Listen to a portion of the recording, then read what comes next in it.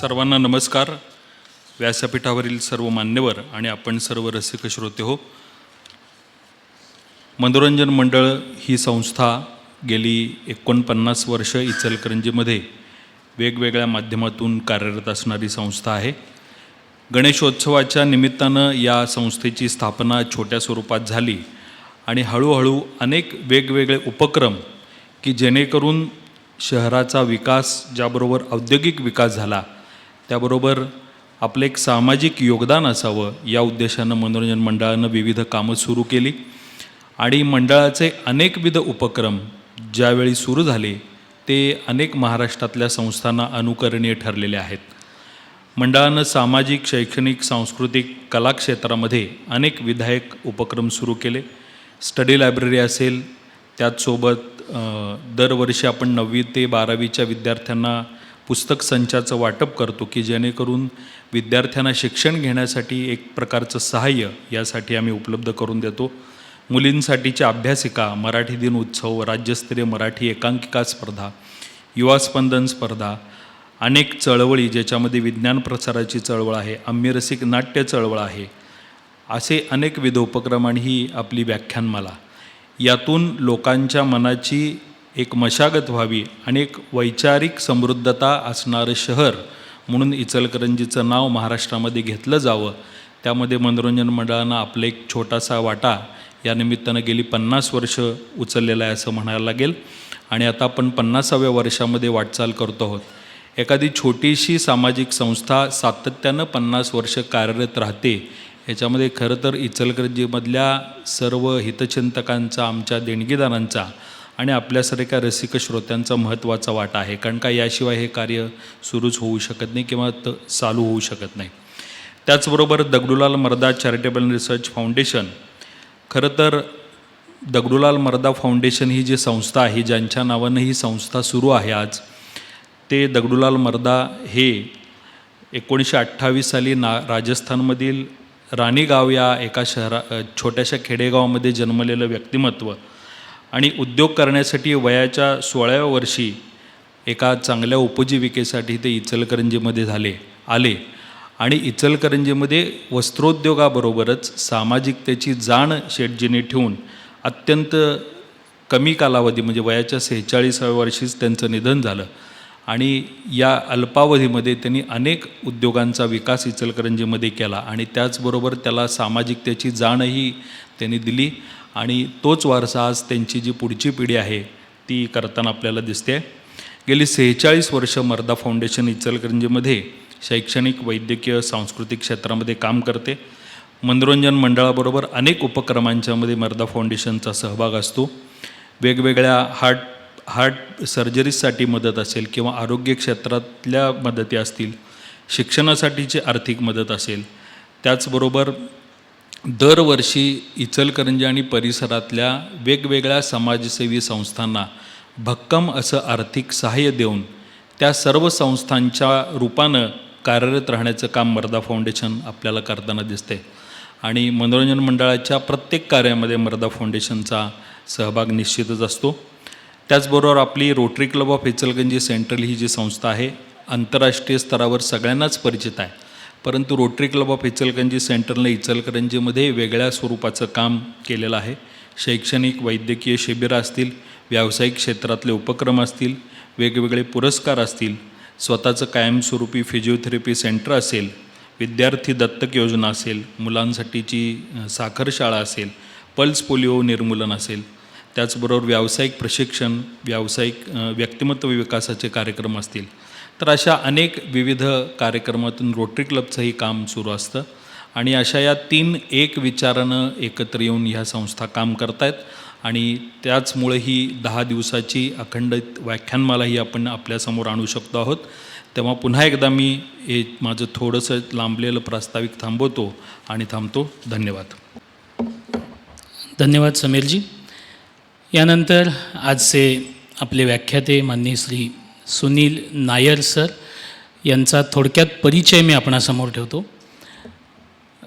मूळ परिवार केरळमधील पण अनेक वर्ष महाराष्ट्रात वास्तव्य. सुनील नायर यांचा जन्म व संगोपन पुणे येथेच झालं. त्यांचे शालेय आणि महाविद्यालयीन शिक्षणही पुण्यातच पूर्ण झालं. त्यांनी मागील 30 वर्षांमध्ये the Indian Express, Hindustan Times, DNA तसेच नेटवर्क 18 यासारख्या प्रतिष्ठित माध्यम संस्थांमध्ये कार्य केलेलं आहे. सध्या ते Mumbai chambers of commerce and industry येथे जॉईंट डायरेक्टर या पदावर कार्यरत आहेत. मागील 32 वर्षांपासून ठाणे येथे वास्तव्यास आहेत. छत्रपती शिवाजी महाराज आणि मराठा साम्राज्याचा इतिहास याविषयी आकर्षण असल्याने गेल्या 25 वर्षांपासून ते शिवचरित्र आणि मराठा इतिहासाचा अभ्यास करत आहेत. या विषयावर विविध ठिकाणी त्यांची व्याख्यानं झालेली आहेत. त्याचबरोबर सोशल मीडियावरही मुलाखती प्रसारित झालेल्या आहेत. असा हा त्यांचा अगदी अल्प परिचय त्यांनी आमच्यासमोर ठेवलेला आहे. मी याचाच धागा पकडून त्यांना अशी विनंती करतो की सुरुवातच म्हणजे केरळ, नायर, छत्रपती शिवाजी महाराज, थोड्याशा विसंगत वाटणाऱ्या गोष्टी आहेत. सर, तुम्ही तुमच्याबद्दल, एकूणच तुमचा परिवार, तुम्ही महाराष्ट्रात येणं, छत्रपतींविषयी आकर्षण निर्माण झालं असं म्हणता, तो मुद्दा कुठून सुरुवात झाली आणि एकूणच थोडीशी ती पार्श्वभूमी करून आपण मुख्य विषयाकडे यावं अशी मी आपणास विनंती करतो. आणि रंगमंचावरील, व्यासपीठावरील सर्वच मान्यवरांना विनंती करतो की आपण समोर स्थानापन्न व्हावं. आणि यानंतर आपल्यासमोर आजचे व्याख्याते माननीय सुनील नायर सर. मी जेव्हा जेव्हा एखाद्या ठिकाणी व्याख्यानाला जातो, हा एक मोठा प्रश्न सगळ्यांसमोर असतो की सुनील नायर. म्हणजे माझ्या नोकरीतसुद्धा मी जेव्हा लोकसत्तेला लागलो मॅनेजमेंट ट्रेनी म्हणून, तर माझी नागपूरला बदली झाली. तर आमचे संपादक होते सुरेश द्वादशीवर. त्यांनी आमच्या CEOला फोन केला आणि सांगितलं की अरे लोकसत्ता विकायचं आहे आणि हा सुनील नायर यंडगुंडू कसं जमेल म्हणला. आमचे CEO म्हणाले की सर मी त्याला पाठवतो, तुम्ही भेटा त्याला आणि 2 दिवस पहा, नाही जमलं तर परत पाठवा पुण्याला. तर मी 14 ऑगस्ट 1992 नागपूरला गेलो. दुपारी 3 वाजता द्वादशीरांच्या कार्यालयात गेलो त्यांना भेटायला. तर त्यांच्याबरोबर चंद्रशेखर जोशी नावाचे वृत्तसंपादक बसलेले होते.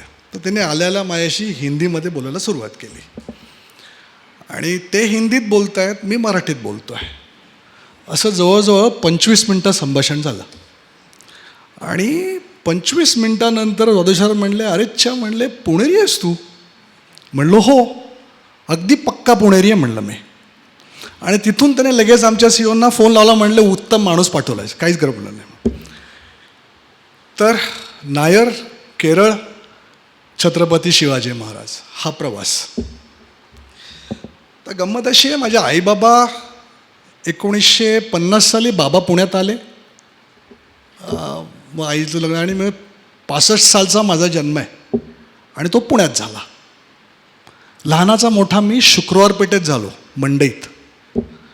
शाळा कॉन्व्हेंट, त्यामुळे शाळेत इंग्लिश, गल्लीत मराठी, तेव्हा मल्याळमचा गंध नाही. आईबाबा मल्याळममध्ये बोलायचे, मी आणि माझा भाऊ त्यांच्याशी मराठीत बोलायचो. आजही माझ्या घरामध्ये ठाण्यामध्ये मी, माझी बायको आणि माझी मुलं आम्ही मराठीतच बोलतो. आता कॉर्पोरेटमध्ये काम करणारे काही लोक असेल त्यांच्या लक्षात येईल की प्रत्येकाची एक थिंकिंग लँग्वेज असते.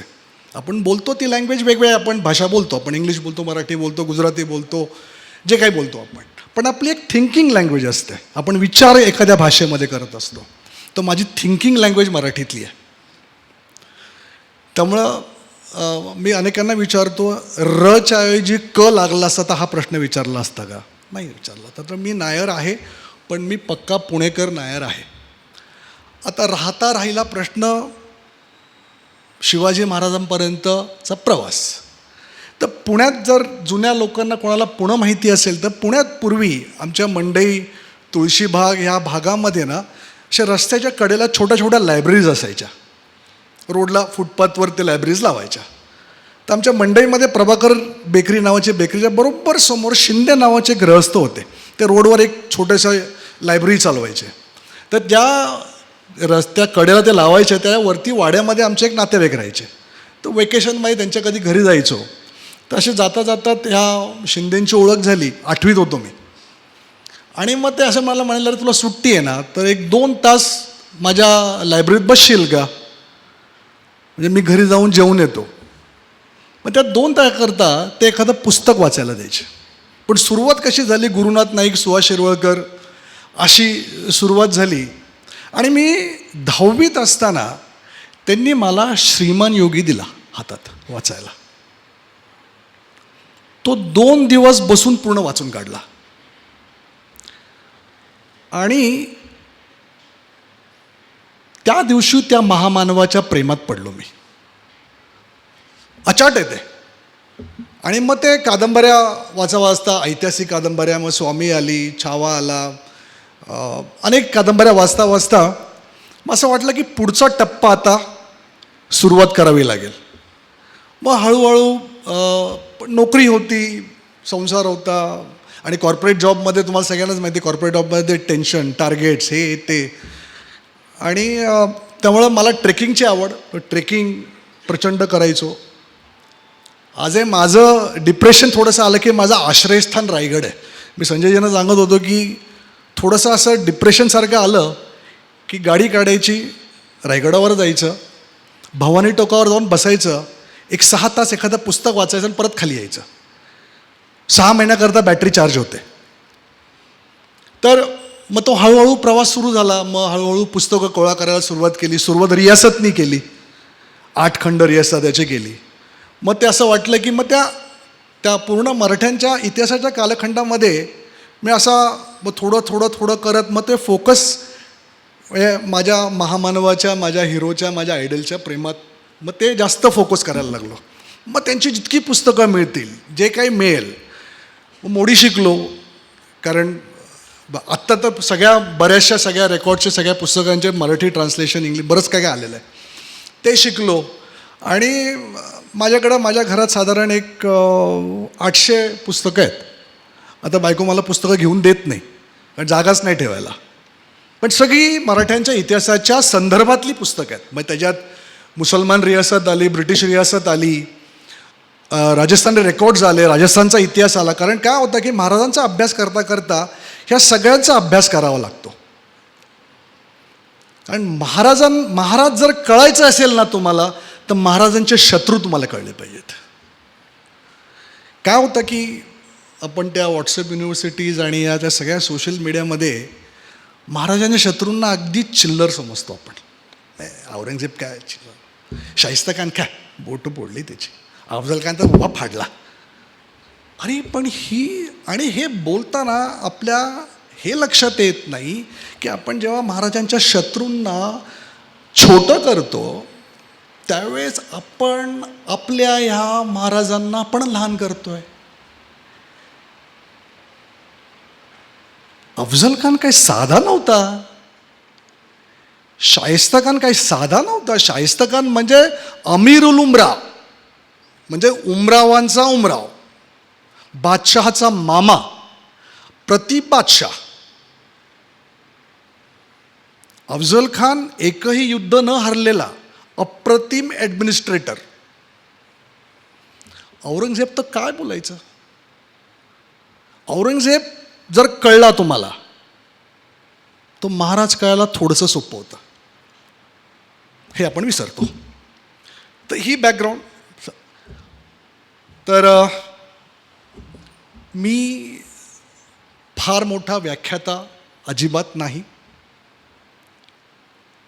मोठा अभ्यासकही नाही आहे, फार छोटा आहे माझ्या परीने. मी अजूनही मला असं वाटतं की मी नर्सरीमध्ये अजून खूप पल्ला गाठायचा. मी कायम माझ्या काही ठिकाणी मी corporate, Chhatrapati Shivaji corporate and CEOs असे काही करतो मी. त्यात मी म्हणतो की what I have understood is the tip of the iceberg. म्हणजे हिमनगाचं फक्त वरचं टोक आहे, खाली किती अजून कोणालाच माहीत नाही येते. इतकं ते अचाट सागर येतो. तर फार सामान्य असा अभ्यासक आहे मी. संजयजींनी 2 महिन्यापूर्वी मला फोन केला की व्याख्यानाला याल का. तर मला जरा ते कॉर्पोरेट नोकरी आणि बाकी सगळे ह्याच्यामध्ये करताना मला असं लक्षात आलं की आज मी त्यांना म्हणलं, ते म्हणाले मला 2 तारीखा द्या. म्हणलं 1च तारीख देतो. 14 मे स्वराज्याच्या दुसरा छत्रपती संभाजी महाराज ह्यांची आज 369वी जयंती आहे. आणि संभाजी महाराजांना त्रिवार मुजरा करून आपण आता विषयाला सुरुवात करू. मी संभाजी महाराजबद्दल एक 2-3 वाक्य बोलतो. मी थोरले महाराज म्हणजे ते वटवृक्षच होता ते. पण 1680 साली महाराजांचा स्वर्गवास झाला 81 आणि जूनमध्ये संभाजी महाराजांनी गादीवर आले. 81 साली औरंगजेब उतरलाय. 5 लाख फौज घेऊन उतरलाय तो. आणि छत्रपती संभाजी महाराजांनी 5 वर्ष त्याला जो लढा दिला ना, त्याला तोड नाही आहे. वासी बेंद्रे वाचा, कमल गोखले वाचा, संभाजी काय ते कळेल महाराजांचं. 5 वर्ष लढा दिल्यानंतर औरंगजेबला वाटलं की आता हे थोडंसं अवघड आहे, म्हणून मग तो खाली गेला. मग 86ला त्यांनी आदिलशाही संपवली, 87ला त्यांनी कुतुबशाही संपवली, दोन्ही संपवले आणि मग ते परत आला तो. 9 वर्ष छत्रपती संभाजी महाराजांना औरंगजेबच्या नाकीनऊ आणलं होतं. दुर्दैवानं इतिहासात जे काही झालं गेले. त्यांचं आत्मबलिदान स्वराज्यासाठी होतं, स्वधर्मासाठी होतं. असं बलिदान जगाच्या पाठीवर कुठं नाही आहे. आपण किती सगळे पुण्यवंत आहोत की ज्या मातीत थोरल्या महाराजांसारखा महामानव संभाजी महाराजांसारखा छत्रपती आपल्या सगळ्यांना लाभला. हे आपलं सगळ्यांचं भाग्य आहे. माझ्यासारख्या पामराला तर त्याबद्दल बोलायला मिळते, हे माझ्यासारखं मोठं भाग्य मला नाही. तर मंडळाच्या आणि सगळ्या पदाधिकाऱ्यांचे मी आभार मानतो की मला आज ही संधी दिलीत. आपण आता सुरुवात करू. छत्रपती महाराजांचं शिवचरित्र आपण म्हटलं ना की आपल्याकडे डोळ्यासमोर काय होतं की त्या नाट्यमयी ज्या घटना आहेत त्याच पहिल्या येतात. कारण शाळेपासून आपल्याला ते शिकवलेलं असतं. म्हणजे शिवजन्म, अफजल खान वध, बोटं तोडली शाहिस्ताखानाची, पन्हाळ्याहून सुटका, आग्र्याहून सुटका, ह्या प्रचंड नाट्यमय अशा गोष्टी आहेत. त्याच्यामागं नाट्य आहे, त्याच्यामागं साहस आहे, त्यात खूप काही आहेत. पण त्याच्या मागचं जे प्लॅनिंग आहे, म्हणजे शाहिस्ताखान अफजल खान वधाला महाराजांनी 7 वर्ष तयारी केलेली आहे. ते पुढं ओघात मी बोलीनच. पण या सगळ्या नाट्यमयी घटना ज्या घडल्या त्या महाराजांच्या आयुष्यात फक्त पहिल्या त्या मधल्या 7 वर्षात घडलेल्या आहेत. महाराजांचं करिअर जे आहे ना ते 35 वर्षाचं आहे. 1630चा जन्म, 1680चा मृत्यू, 1646ला स्वराज्याची सुरुवात, 48ला फतेखानचं युद्ध, 48 ते 55 काहीच नाही आहे. 55ला जावळी घेतली, 59ला अफजल खान मारला, त्यानंतर शाहिस्ताखान, त्यानंतर जयसिंगची मोहीम, सुरतेची मोहीम, आग्रा. मग आग्र्याहून 66 ते 70 परत काही नाही आहे. 35 वर्षात 11 वर्ष काही नाही आहे. काही नाही आहे म्हणजे आपल्या डोक्यात ज्या लढाया, युद्ध वगैरे तसं काही नाही आहे. खूप काही आहे. त्याचा अभ्यास कोणी करत नाही, त्याच्याबद्दल कोणी बोलतही नाही. मग पुढचे परत 1670 ते 1680पर्यंत महाराजांचं गेलेलं सगळं परत मिळवणं, राज्याभिषेक, दक्षिण दिग्विजय वगैरे वगैरे. आता ह्या सगळ्या घटना आपण जर बाजूला ठेवल्या तर आपण शिवरायांच्या स्वराज्य स्थापनेचं वेगळेपण काय ह्याचा आपण विचार केला पाहिजे. थोडंसं आपण विस्ताराने बोलू.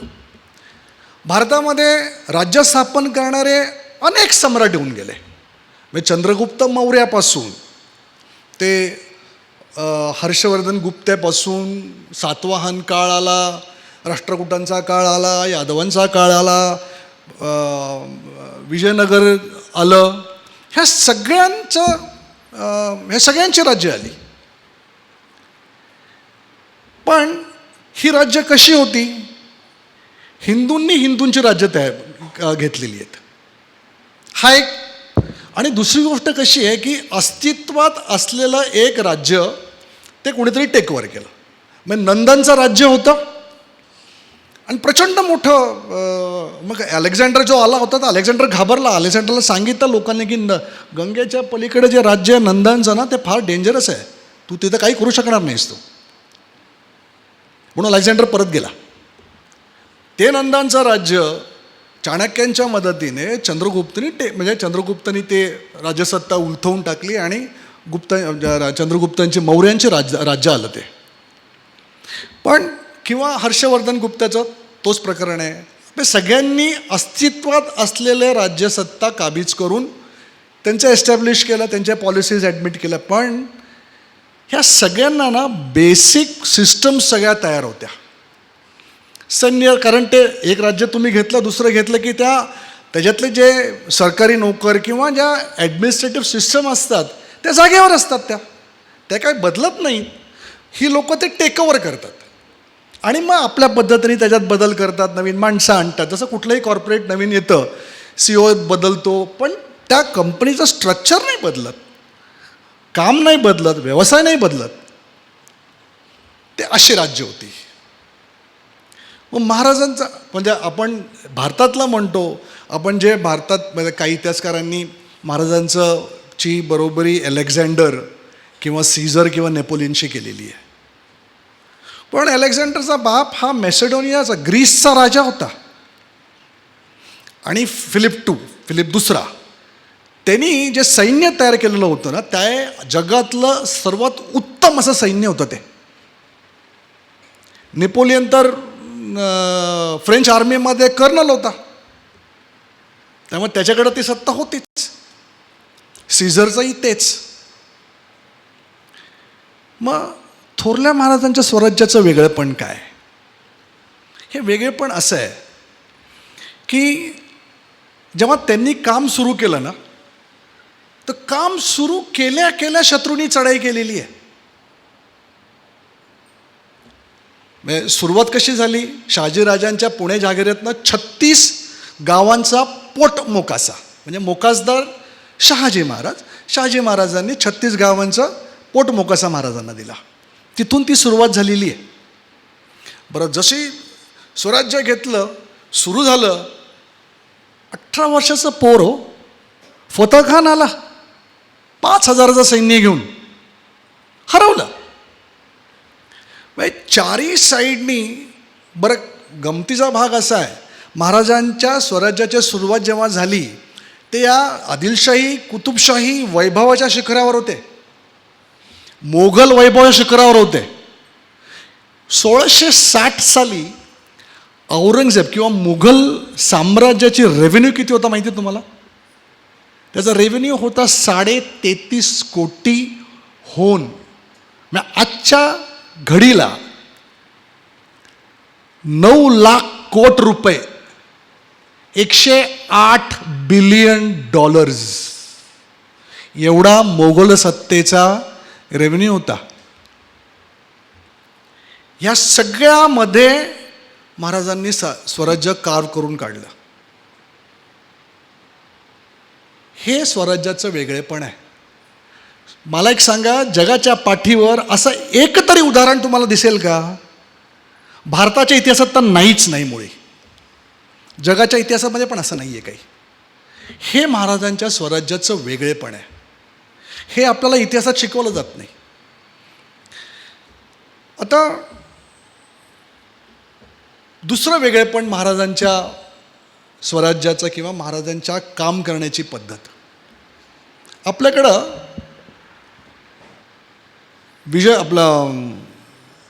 यादवांचं साम्राज्य होतं. महाराष्ट्र, कर्नाटकाचा बराचसा भाग होता, आंध्राचा थोडा भाग होता. प्रचंड मोठं साम्राज्य होतं, प्रचंड मोठं सैन्य होतं. 2.5 लाखाचं सैन्य त्यांच्याकडे होतं. अल्लाउद्दीन खिलजी 7,000ची फौज घेऊन देवगिरीवर आला, तुम्हाला पत्ताच लागला नाही. झोपला होता तुम्ही. म्हणजे तुमची राज्य यंत्रणा किती खिळखिळी होती. बरं, ह्या सगळ्यांवर जी काय 12व्या-13व्या शतकापासून आक्रमणं झाली मुस्लिम राजवटांची, ती तुमच्या अगदी राज्याच्या मध्यापर्यंत येऊन लुटालूट, जाळपोळ, तुमचं राज्य खर्च व्हायचं, तुमच्या प्रजेचे हाल व्हायचे, राखरांगोळी व्हायची. स्वराज्यात शत्रू एकदाच आला आतपर्यंत, जयसिंग. बाकी महाराजांनी येऊन नाही दिला. अफजल खान जावळीत बोलवला, कारण जावळी जस्ट घेतलेली होती. रुस्तम जमान बरोबरचं जे युद्ध, म्हणजे पहिलं ओपन बॅटल जे महाराजांचं केलेलं आहे रुस्तम जमान बरोबर कोल्हापूरपाशी, म्हणजे पन्हाळा घेतल्यानंतर, पन्हाळा घेतला 28 नोव्हेंबर 1659ला, 28व्या दिवशी अफजल मारल्यानंतर, आणि 10 जानेवारीला रुस्तम जमान आला आणि ओपन फाईट. 10,000ची महाराजांची फौज, 10,000ची रुस्तम जमानची फौज. रुस्तम जमान हरला. 2,000 उंट, 1200 घोडी, काही तोफा, हे सगळं मिळालं. महाराजांनी शत्रूला आत नाही येऊन दिलं. बरं, दुसरं सर्वात अप्रतिम गोष्ट स्वराज्याची काय होती, महाराजांना शत्रूच्या राज्यामध्ये काय चाललंय याची इतम बातमी इतकी अप्रतिम असायची. त्याची तुम्हाला 2 ते 3 उदाहरणं देतो. सुरतची मोहीम, ब्लूप्रिंट होता असा, कुठली घरं खणायची, कोणाकडं किती पैसे आहेत. मग उगत जाऊन कुठलं घर तुटलं ना असं काही केलेलं नाही आहे. प्लॅन्ड होतं, कोणाकडे किती पैसे, तो वोरा असेल, तो कासिम बेग असेल, ह्यांच्याकडे पैसे किती होते, हीच लोकं होती. त्यांनाच पकडलं. आग्र्याला जेव्हा महाराज गेले होते, आणि मग ते म्हणजे औरंगजेबची आणि महाराजांची समोरासमोर भेट एकदाच झाली, 12 मे 1666, एकदाच झालेली आहे. त्यानंतर दोघांची भेट नाही. आणि त्या दरबारामध्ये महाराजांनी जे केलं आहे ना, ते जगाच्या पाठीवर असं कधी कोणाची हिंमत नसेल झाली. मोगल दरबारामध्ये मनसबदार कसे उभे राहायचे माहिती आहे, ते असे उभे राहायचे आणि बादशाहाशी बोलायचं असेल तर समोर कापड पकडायचं असेल आणि खाली नजर असं बोलायचं. त्या दरबारामध्ये महाराजांनी त्याला ओपन चॅलेंज केलं, पाठ दाखवून निघून गेले. रामसिंगनी त्याला थांबवण्याचा प्रयत्न केला तर म्हणले, तुम देखा तुम्हारा बाप देखा. डिंगल भाषा आहे ती. म्हणजे राजस्थान रेकॉर्ड म्हणून एक पुस्तक आहे, साधारण अगदी बारीक पुस्तक आहे. त्याच्यात साधारण 32 पत्रं आहेत, जी कल्याणदास परकलदास त्या लोकांनी आग्रा मोहिमेच्या वेळेस महाराज असताना जी एकमेकांना पत्र दिलेली आहेत. त्याच्यात महाराजांचं पहिल्यांदा त्यांनी वर्णन पण केलेलं आहे, महाराज कसे दिसतात म्हणून. तर डिंगल भाषेतलं आहे. त्यानंतर महाराज गेलेच नाहीत. पण औरंगजेबच्या दरबारामध्ये रोज काय घडतंय ह्याची बित्तम बातमी महाराजांना असायची. राज्यकर्ता कसा सावध लागतो ह्याचं दुसरं उदाहरण आहे. अफजल खान मोहिमेच्या वेळेस पंताजी गोपीनाथ, आपल्याला असं वाटतं की ते पंताजी गोपीनाथ गेले, एक मीटिंग झाली आणि तो तयार झाला अफजल खान यायला, असं नव्हतं ते. अफजल खान मोहीम म्हणजे मंत्रयुद्ध आहे. ते 5 महिने चाललेलं मंत्रयुद्ध आहे. जूनमध्ये अफजल खान आला वाईमध्ये. जुलैमध्ये महाराज आले. सईबाई साहेब गेल्या होत्या म्हणून थोडासा उशीर झाला. अफजल खान हा जावळीतच वाईलाच येणार होता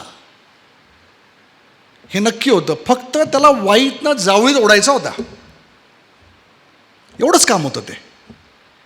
आणि पण पंतांनी 4 महिने पंत येऊन जाऊन फेऱ्या घालत होते. त्यांना एकच सांगितलेलं होतं, त्याच्याकडं फौज किती आहे, किती उंट आहेत, किती घोडे आहेत, किती सैन्य आहे, किती तोफा आहेत. 65 तोफा त्याकडे होत्या, 65 हत्ती होते.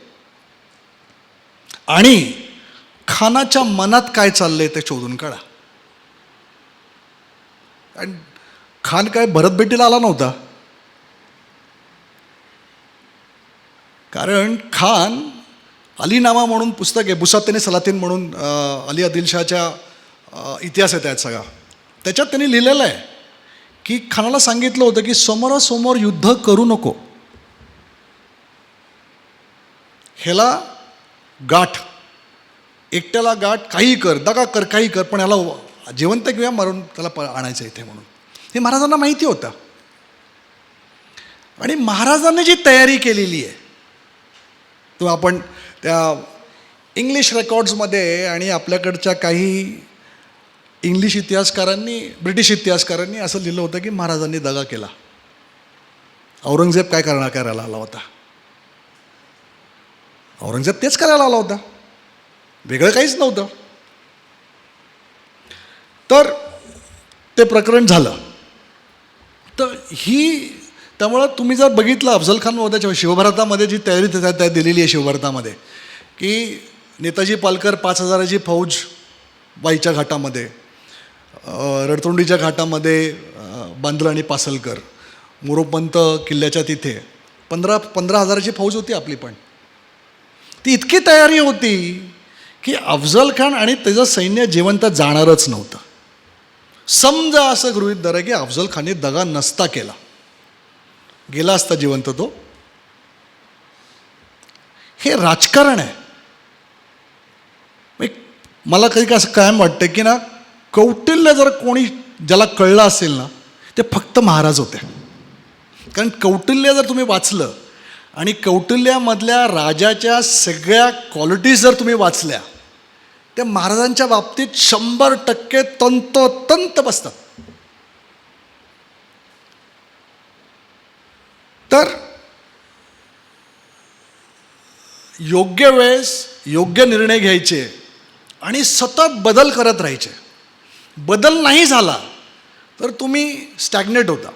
हे उदाहरण मी काय म्हणतो की नोकिया आणि जगातली सर्वात मोठी कंपनी, म्हणजे 82% मार्केट शेअर होता.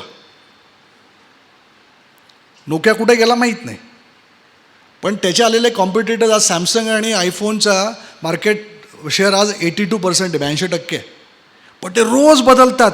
दर 3 महिन्याला नवीन मॉडेल काढतात, दर 3 महिन्याला मॉडेल काढतात. नवीन आयफोन दरवर्षी 11 आला, 12 आला, 13 आला, 14 आला, 15 आला, 16 आला, 17 पण आला. आता विचारच करून देत नाहीत तुम्हाला.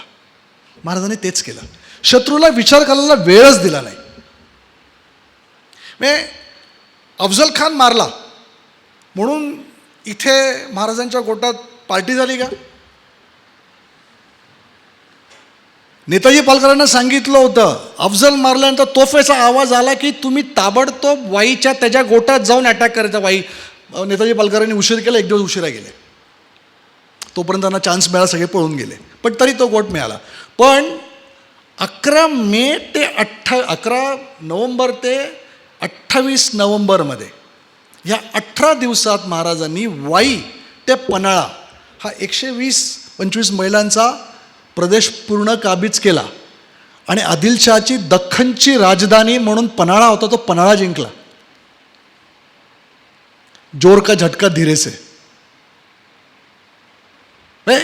एका यशाने थांबायचं नाही, तुम्ही सतत करत राहायचं. शत्रूला विचार करायचा वेळच दिला नाही. ही ताकद हे महाराजांनी शिकवलं.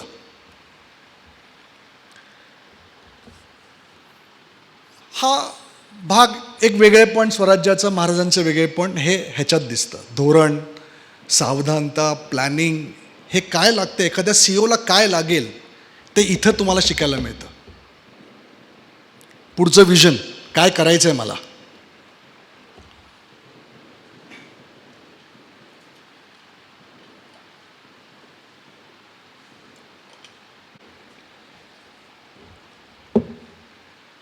महाराज धार्मिक होते का? 100% होते. 100% होते. पण धर्मभोळे नव्हते. सगळ्या साधू संतांनी त्यांनी त्यांचा मान ठेवला, सन्मान ठेवला. पण योग्य वेळेस मोरया जे चिंचवडचे जे देव आहेत, मोरया गोसावींचं जे गणपतीचं मंदिर आपण तिथले जे देव आहेत ते तिथल्या देवस्थानचे इन्चार्ज होते. त्यांना वर्षासन होतं स्वराज्याकडनं. तर त्यांनी एका पाटीलकीच्या संदर्भामध्ये त्यांनी लुडबुड केली. त्यांनी त्यांच्यातर्फेच निकाल देऊन टाकला त्या केसचा परस्पर. ते महाराजांकडे प्रकरण गेलं. महाराजांनी त्यांना असं पत्र दिलं की आमची वस्त्र तुम्ही घ्या, तुमची वस्त्र आम्हाला द्या. असं खडसावलेलं आहे. तेव्हा श्रद्धाळू होते का? 100% होते. पण ती आंधळी श्रद्धा नव्हती. तो डोळसपणा होता, राज्यकर्त्याचा डोळसपणा होता. आपण हे शिकलं पाहिजे महाराजांकडनं. डोळेसपणा बघितलं पाहिजे. आणि बेड्यासारखं आपण कोणाच्याही नादी लागतो, काही करतो, हे शिकण्यासारखं आहे महाराजांकडनं. महाराजांना वैभवाचा काही तिटकारा होता का? अजिबात नाही. पण फालतू खर्च नाही करायचा. म्हणजे जिथे वैभव दाखवायचं आहे तिथं वैभव दाखवलं आहे महाराजांनी. म्हणजे ते जेव्हा दिल्लीला आग्र्याला गेले तर त्या राजस्थान रेकॉर्ड्समध्ये त्यांच्या पूर्ण लवाजम्याचं पूर्ण त्यांचं हे वर्णन आहे. म्हणजे चांदीच्या पत्र्याच्या पालखी सरदारांना, महाराजांची पालखी सोन्याच्या पत्र्यांनी, पुढं 2 घोडे, असं ते पूर्ण. आणि ते आलेले 600-700 जे मावळे होते ते उत्तम कपडे, असं ते पूर्ण वर्णन आहे. त्याला वैभव आहे. दक्षिण विजयाच्या वेळी जेव्हा महाराज गेले कुतुबशहाला भेटायला, त्याचं वर्णन आहे. 50,000ची फौज, त्याबरोबर तुझा पूर्ण दिमाग. महाराजांची गुजरातीची जी फौज होती त्या सगळ्यांचे युनिफॉर्म सेम तुरे, सोन्याच्या कड्या, असं ते अप्रतिम. सगळ्यांच्या खडग सोन्याचे मोठे असताना त्याला चांदी, हे अप्रतिम वर्णन आहे. कुतुबशाला हे दाखवायचं होतं. पण तिथं एक गंमत आहे. त्या कुतुबशाहीची एक गंमत तुम्हाला सांगतो. तर कुतुबशाला वाटलं आता इतक्या जुना मी सुलतान, तर शिवाजी महाराज येतात भेटायला. त्याला असं वाटलं होतं की दरबारात आले की ते कुर्निसात करतील.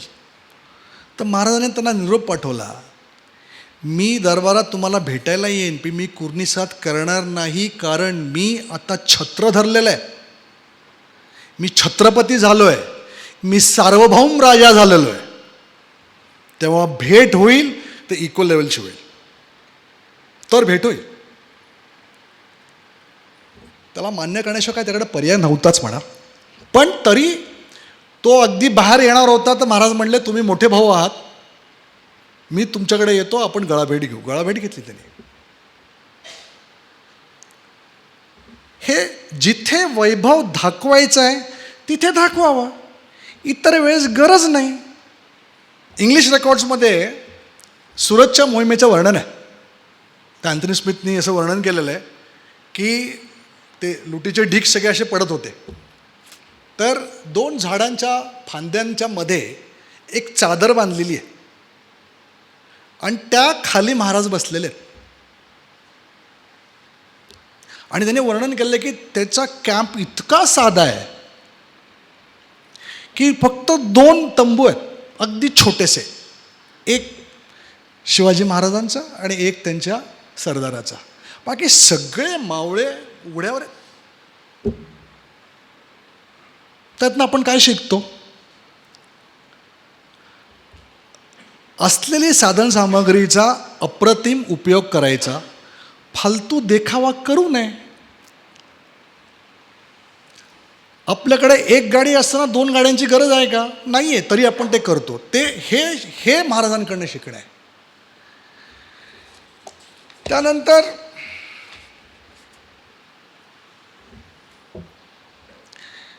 एक फार मोठं हे आपण जे सगळे सम्राट म्हणतो, अकबर म्हणा किंवा आपला अशोक म्हणा, ह्या सगळ्यांना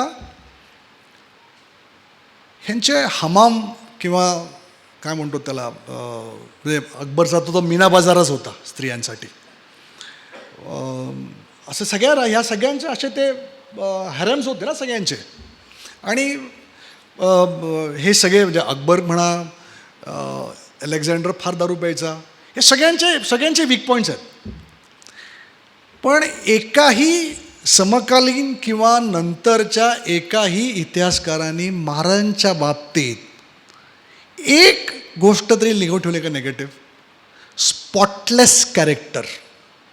महाराजांची सर्वात मोठा माझ्या दृष्टिकोनात जे आहे तर स्पॉटलेस कॅरेक्टर.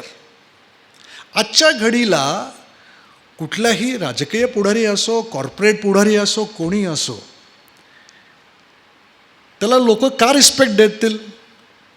ते जर कॅरेक्टर स्पॉटलेस असेल तरच होईल. ते महाराजांकडनं आजच्या पुढाऱ्यांनी, आजच्या कॉर्पोरेट लिडर्सनी जे काही शिकण्यासारखं असेल तर तुमचं कॅरेक्टर स्पॉटलेस हवं आहे. ही महाराजांची ती ताकद होती, ती दैवी ताकद महाराजांची होती. आता मी जसं खर्चाचं म्हणलं की ह्या मोगल राज्यांनी किंवा ह्या पूर्वीच्या सगळ्या सम्राटांनी अनेक देवळं बांधली, कवींना हे आश्रय दिला, बिल्डिंगा बांधल्या, देवळं बांधली. म्हणजे शहाजहांनी तर दुष्काळ असताना लाखो लोक मरत होती तर वेडबिगारीनी 20 कोटीचा ताजमहल बांधला. आपल्या राजाकडे ती रईसी नव्हती आणि त्यांचं ते ऑब्जेक्टिव्ह पण नव्हतं. तर मॉडर्न CEOs किंवा मॉडर्न लिडर्सनी काय केलं पाहिजे? तुमचं ऑब्जेक्टिव्ह क्लिअर पाहिजे. तुमची कंपनी चालवताना तुमचं ऑब्जेक्टिव्ह काय हे जर क्लिअर असेल ना तर बाकी सगळं होतं. क्लॅरिटी महाराजांच्या आयुष्याच्या एक एक घटना तुम्ही नाट्यमय सोडल्यानंतर इतर गोष्टी जर तुम्ही प्रत्येक गोष्ट तुम्ही बघत बसला तर तुमच्या लक्षात येईल की कुठेही त्याला ते ॲब्सोल्यूट प्लॅनिंग होतं.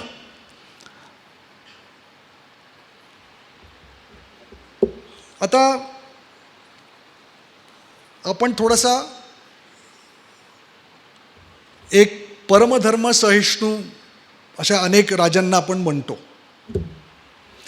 तर मोगलांमध्ये सर्वात मोठा त्यांचा परमधर्म सहिष्णू किंवा हिंदूंना औदार्य दाखवणारा कोण होता? अकबर. आता कुठल्याही राज्यकर्त्याला राज्य आपण जेव्हा स्थिर किंवा कायमस्वरूपी राज्य करायचं असेल तर प्रजा तुमच्या बरोबर लागते. आता अकबरला त्याची बहुसंख्यक प्रजा कोण होती? हिंदू होती. त्याच्या सैन्यामध्ये मेजॉरिटी राजपूत हिंदू होते. त्याला कर देणारे पण बहुसंख्य हिंदूच होते. मग या बहुसंख्यांना त्यांनी जर औदार्य दाखवलं असेल तर काय मोठं केलं त्यांनी? तुझी गरजच होती ती. पण आपल्या महाराजांच्या स्वराज्यामध्ये अल्पसंख्याक होतेच की. आता प्रॉब्लेम असा होता की आपल्याकडची आपली जी हिंदूंची परंपरा आहे, आपल्याकडं आपण कोणाचे धर्म बदलले नाहीत, आपण कोणाची देवळं नाही पाडली, आपण कोणाची किंवा पूर्वीचे आपले जे सगळी युद्ध जर बघाल तुम्ही चंद्रगुप्तांपासून सगळ्या युद्धांमध्ये आपण कधी मुंडक्यांची रास नाही उभी केली. ही क्रूरता आपल्याकडे कधीच नव्हती.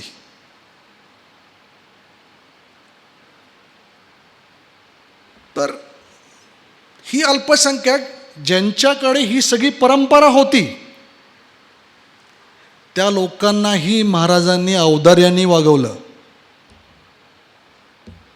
खाफिखांनी लिहून ठेवलंय, शिवाजी महाराजांनी स्त्रियांचा जो मान ठेवला आहे, आमच्या धर्मग्रंथांचा जो मान ठेवला आहे ते खाफिखांनी लिहून ठेवलेलं आहे. औरंगजेबचा जो इतिहासकार आहे, नंतरचा इतिहासकार आहे, 2 इतिहासकार आहेत औरंगजेबचे, नंतरच्या काळातले इतिहासकार खाफिखान आहे, तरी लिहून ठेवलेलं आहे. आणि आपल्या महाराजांनी सगळ्यांना औदार्य दाखवलं, त्या लोकांना औदार्य दाखवलं हे कोणाच्या भीतीमुळं नाही येते, ते स्वयंभू औदार्य आहे. मला वाटलं म्हणून मी दिलेलं आहे ते औदार्य. हा एक पैलू, ह्याचा विचारच करत नाही आपण.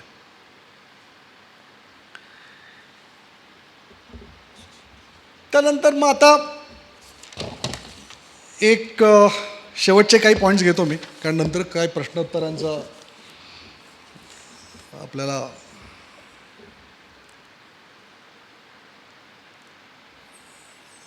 महाराजांचं विभूतीकरण झालं. आता आपण भारताचा इतिहास जर बघितला तर आपल्याकडे फार मोठे मोठे सम्राट होऊन गेले. म्हणजे युधिष्ठिरापासून जर आपण सुरुवात जर केली, पण पुराणात नको जायला, पण आपण अगदी चंद्रगुप्त म्हणजे 2200 BC म्हणजे 230 BC मध्ये जाऊ आपण, म्हणजे 2300 वर्षापूर्वी चंद्रगुप्तापासून सुरुवात करू आपण. या एकाही राजाला त्याच्या सामान्य माणसांनी किंवा त्याच्या समकालीननी किंवा त्याच्या उत्तरकालीन कोणीही त्याला ईश्वर नाही मानलं, कोणालाच नाही मानलेलं. अलेक्झांडरनी स्वतःला ईश्वर डिक्लेअर केलं, कारण त्या मॅसेडोनियामध्ये असं होतं की राजा ईश्वर कधी होतो जर त्याचं काहीतरी लिंक लागते त्याला. मग त्याने ते डिक्लेअर केलं की मी झूस म्हणून ग्रीक देव आहे, मी त्याचा मुलगा आहे. आणि मग तसं त्याचं देवत्व केलं आणि मग त्याचे पुतळे उभे झाले तिथे. मग त्यांनी स्वतःला डिक्लेअर केलं की आय एम द गॉड, म्हणजे मी देव आहे म्हणून त्यांनी डिक्लेअर केलं होतं. महाराजांनी असं कधी केलेलं नाही आहे. पण महाराजांच्या हयातीत लोकांनी त्याला शिवाचा अवतार मानला. तुम्ही शिवभारत जर वाचलं तर शिवभारतची सुरुवातच तशी आहे. म्हणजे शिवभारत महाभारताच्या स्टाईलमध्ये लिहिलेलं आहे परमानंदांनी. ते असं लिहिलेलं आहे की काशीला परमानंद जातात आणि तिथले काशीचे ब्राह्मण त्यांना सांगतात की शिवाजी महाराजांची कथा सांग आम्हाला, आणि तशी शिवभारताची सुरुवात आहे. त्यामुळे ते महाभारत स्टाईलमध्ये आहे, पण सर्वात विश्वसनीय रेकॉर्ड शिवभारत आहे. त्यात अनेक नावं मिळतात, अनेक काही गोष्टी मिळतात, पण दुर्दैवाने ते 33.5 अध्याय आहेत फक्त. शाहिस्तकांची मोहीम सुरू होती तिथपर्यंत फक्त मिळालेलं आहे, त्या पुढचं मिळालेलं नाही आहे. मग त्याच्यात पहिल्यांदा अफजल खानाच्या मोहिमेच्या वेळेस महाराजांबरोबर असलेले 10 महाराजांचे अंगरक्षक किंवा अफजल खानचे 6 लोकांची नावंच आहेत. बाकीच्यांनी लिहिलं आहे की बाकींची नावं माहीत नाहीत म्हणून. तर महाराजांच्या हयातीतच महाराजांना लोकांनी ईश्वर मानलं. आता ह्याच्यात 2 मतप्रवाह होऊ शकतात. त्यांना ईश्वर मानणारे आणि काही न मानणारे. पण ह्या दोघांनाही एका प्रश्नाचं उत्तर मात्र नक्की द्यावं लागेल की मग लोकांनी, सामान्य माणसांनी त्यांना ईश्वर का मानलं, ह्याचं उत्तर कोणीच देऊ शकत नाही. पण हे झालेलं आहे. पण त्याची एक, त्याला आपण म्हणतो ना, कुठल्याही गोष्टीला एक फ्लिपसाईड असते. काय होतं, आपण एखाद्या महामानवाला जेव्हा देव करतो ना, त्याला मग त्याच्याबद्दलच्या अभ्यासाची आसक्ती संपते आपली, कारण तो देव झालेला असतो. आणि त्यांच्या विचारांचं अनुकरण करणं पण थांबवतो आपण, कारण तो देव आहे. देव करू शकतो, मी नाही करू शकत. मग काय होतं, मग उरतात फक्त चमत्कार आणि नाट्य. त्यातनं आपण काहीच शिकत नाही. त्यामुळे मला असं वाटतं की आजच्या पिढीला आपण अफजल खान व शाहिस्ते खान वगैरे वगैरे वगैरे त्यातनं बाहेर पडून छत्रपती शिवाजी महाराज काय होते हे सांगितलं पाहिजे आपण. हे सांगत नाही कोणी. आता नवीन पिढीचे बरेच मुलं आता इतिहासाचा अभ्यास प्रचंड करतायत, खूप छान छान पुस्तकं लिहित आहेत, व्याख्यानं चांगली आहेत त्यांची. केतनपुरी एक खूप छान आहे. आता शेवटचा मुद्दा घेतो. औरंगजेब आज ना, म्हणजे जेव्हा महाराज म्हणजे अगदी शेवटी स्वराज्याची सीमा पार तामिळनाडूपर्यंत गेली होती, जिंजीपर्यंत तो आपण राज्य कब्ज केलेला होता. त्यावेळेस आपली म्हणजे इन्फेंट्री 1.5 लाखाची होती. कॅव्हलरी म्हणजे घोडे हे ते 50,000 होते.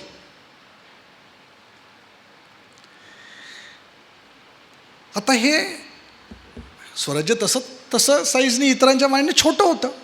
मग इतकं मोठे सैन्याची तयारी. आणि महाराजांचं एक पत्र आहे, आपण ते आता तर आपण ते काय फेब्रुवारीमध्ये आपण बजेट तयार करतो. हे सगळे लोक बजेट तयार करतात ना, आपण फायनान्स मिनिस्टर बजेट तयार करतं.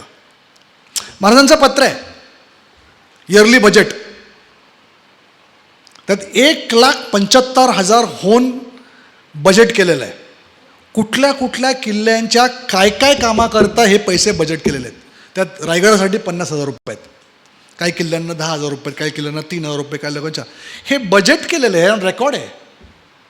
350 वर्षापूर्वी विचार करा, हे बजेट आहे. आपण आपलं घरचं बजेट नाही बनवू शकत. मग ह्या या गोष्टी आहेत आणि हे महाराजांना माहिती होतं की आज नाही तर उद्या औरंगजेब येणार आहे. एक गोष्ट सगळे म्हणजे कुठंतरी मला असं वाटतं, हा माझा विचार आहे, मला असं वाटतं की ना औरंगजेब जर उतरला नसता ना तर कधीतरी महाराजच गेले असते पुढे. कारण सांगतो तुम्हाला काय ह्यातली गंमत आहे. औरंगजेबच्या राज्यामध्ये तिथे ऑलरेडी तिथं सगळं डिस्टर्बन्स सुरू झालेलं होतं. मग राजपुतानामध्ये जोधपूरचं प्रकरण झाल्यामुळं राजपूत थोडेसे उठायला लागलेले होते. जाट लोकांनी सुरुवात केलेली होती. सतनामी लोकांचं हे उठाव सुरू झालेला होता. छत्रसालनी तर ऑलरेडी सगळं काम सुरू केलेलं होतं बुंदेलखंडामध्ये. हे स्फुरण या लोकांना आलं कुठून? छत्रसाल महाराजांना भेटून गेला. जयसिंगच्या मोहिमेमध्ये तो नोकरी मागायला आला होता. महाराज म्हणले, अरे जे मी केलं इथे ते तू तिथे कर, माझ्याकडे काय नोकरी करतोस? एंटरप्राइज, आंतरप्रेनर्स तयार करणे. आपण आज आंतरप्रेनर्स म्हणतोय, महाराजांनी तेव्हा आंतरप्रेनर्स तयार केलेले होते. आणि छत्रसालनी काम सुरू केल्यानंतर छत्रसालनी तर बुंदेलखंड आपलं स्वतःचं राज्यच तयार केलं. बरं, आता अफजल खान आला, औरंगजेब आलमगीर आला. हे येणार होता हे महाराजांना माहिती होतं.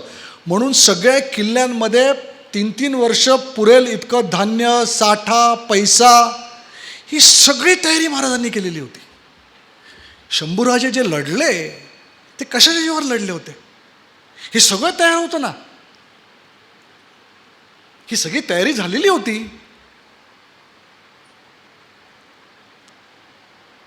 त्यामुळे औरंगजेब हा उतरणार हे महाराजांना 100% माहिती होतं. तेव्हा ती तयारी तेव्हाच सुरू झालेली होती. माझ्या अशा हिशोबाने 1670 पासूनच तयारी चालू झालेली होती ती. आणि सर्वात माझ्या अभ्यासात आणि मला जे काही थोडंफार कळतं त्यात मला असं वाटतं की महाराजांचं सर्वात मोठं योगदान आणि सर्वात म्हणजे मला असं वाटतं की या सगळ्या गोष्टीमध्ये जे दैदप्यमान असं जे काही घडलं आहे तो म्हणजे राज्याभिषेक. जर महाराजांनी राज्याभिषेक केला नसता तर काय झालं असतं?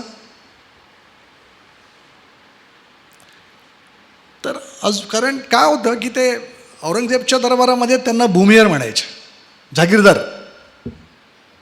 छत्रपती झाल्यानंतर सगळं इक्वेशनच बदललं.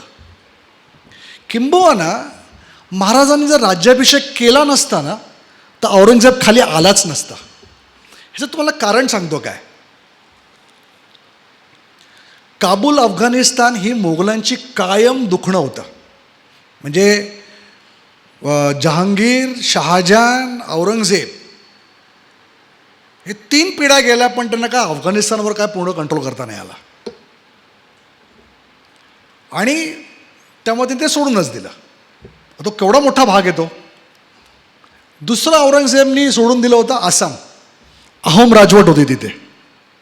इतक्या चिवटी लढले. त्यांची पत्र आहेत, त्यांना शिवाजी महाराजांकडनं त्यांनी स्फुरण घेतलेलं आहे. रेकॉर्ड्स आहेत त्यांचे अहोम राज्याचे 17व्या शतकातले. म्हणजे तिथपर्यंत शिवाजी महाराज पोचलेले होते. तर अहोम राज्य पण त्यांनी सोडून दिलं. आसामचा नादच सोडून दिला औरंगजेबने.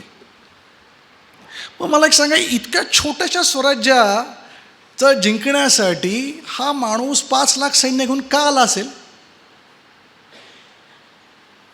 ह्याचं कारण असं होतं, त्या अख्ख्या 450 वर्षानंतर एक हिंदू पातशाही झालेली होती आणि ते त्याला माहिती होतं हे जर टिकलं तर आपलं काही खरं नाही.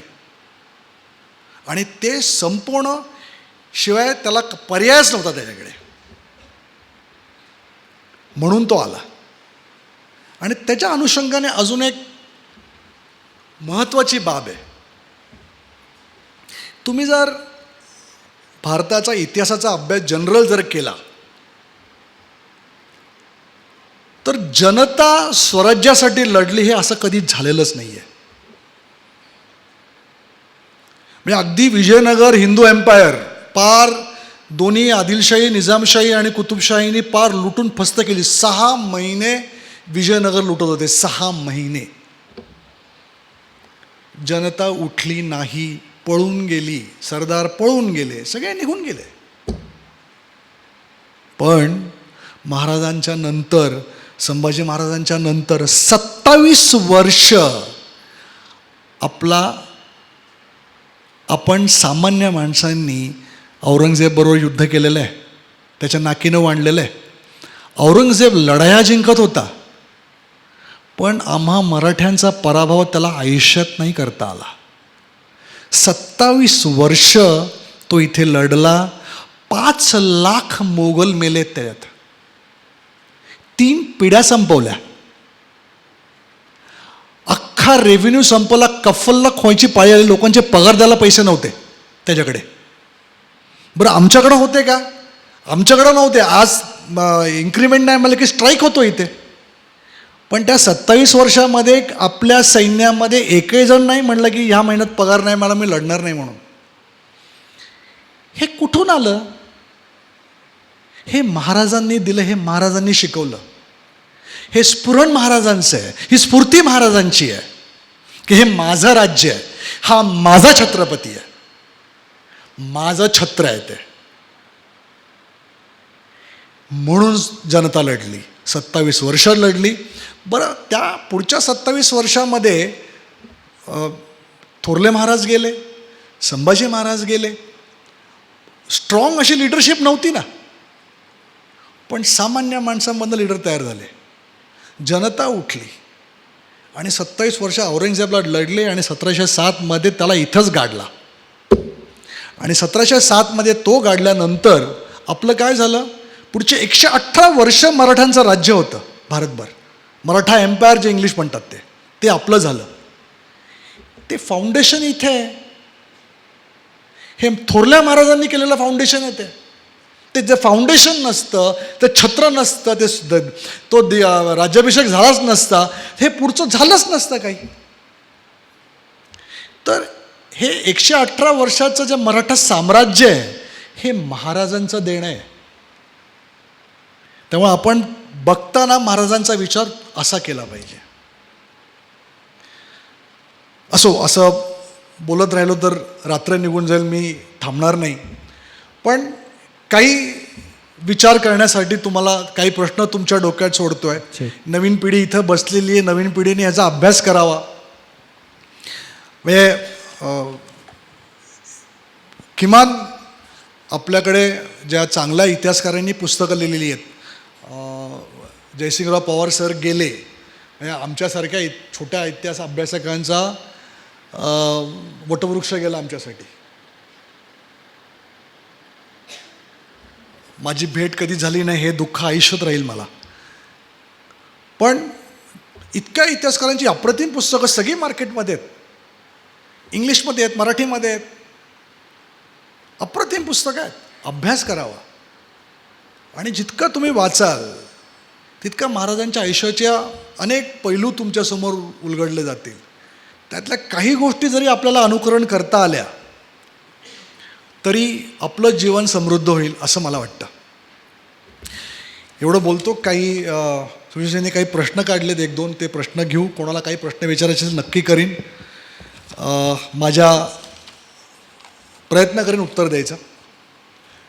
आपण इतक्या संख्येने माझ्यासारख्या अगदी सामान्य माणसाला ऐकायला आलात, त्यामुळे तुमचे सगळ्यांचे मनापासून आभार.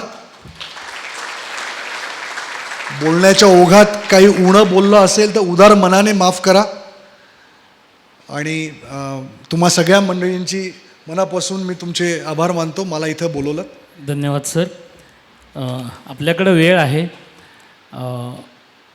काल 2 दिवसपासून आपण बघतोय की रसिक म्हणून आपण खूप चांगले प्रश्न या ठिकाणी व्याख्यात्यांसमोर उपस्थित करतात.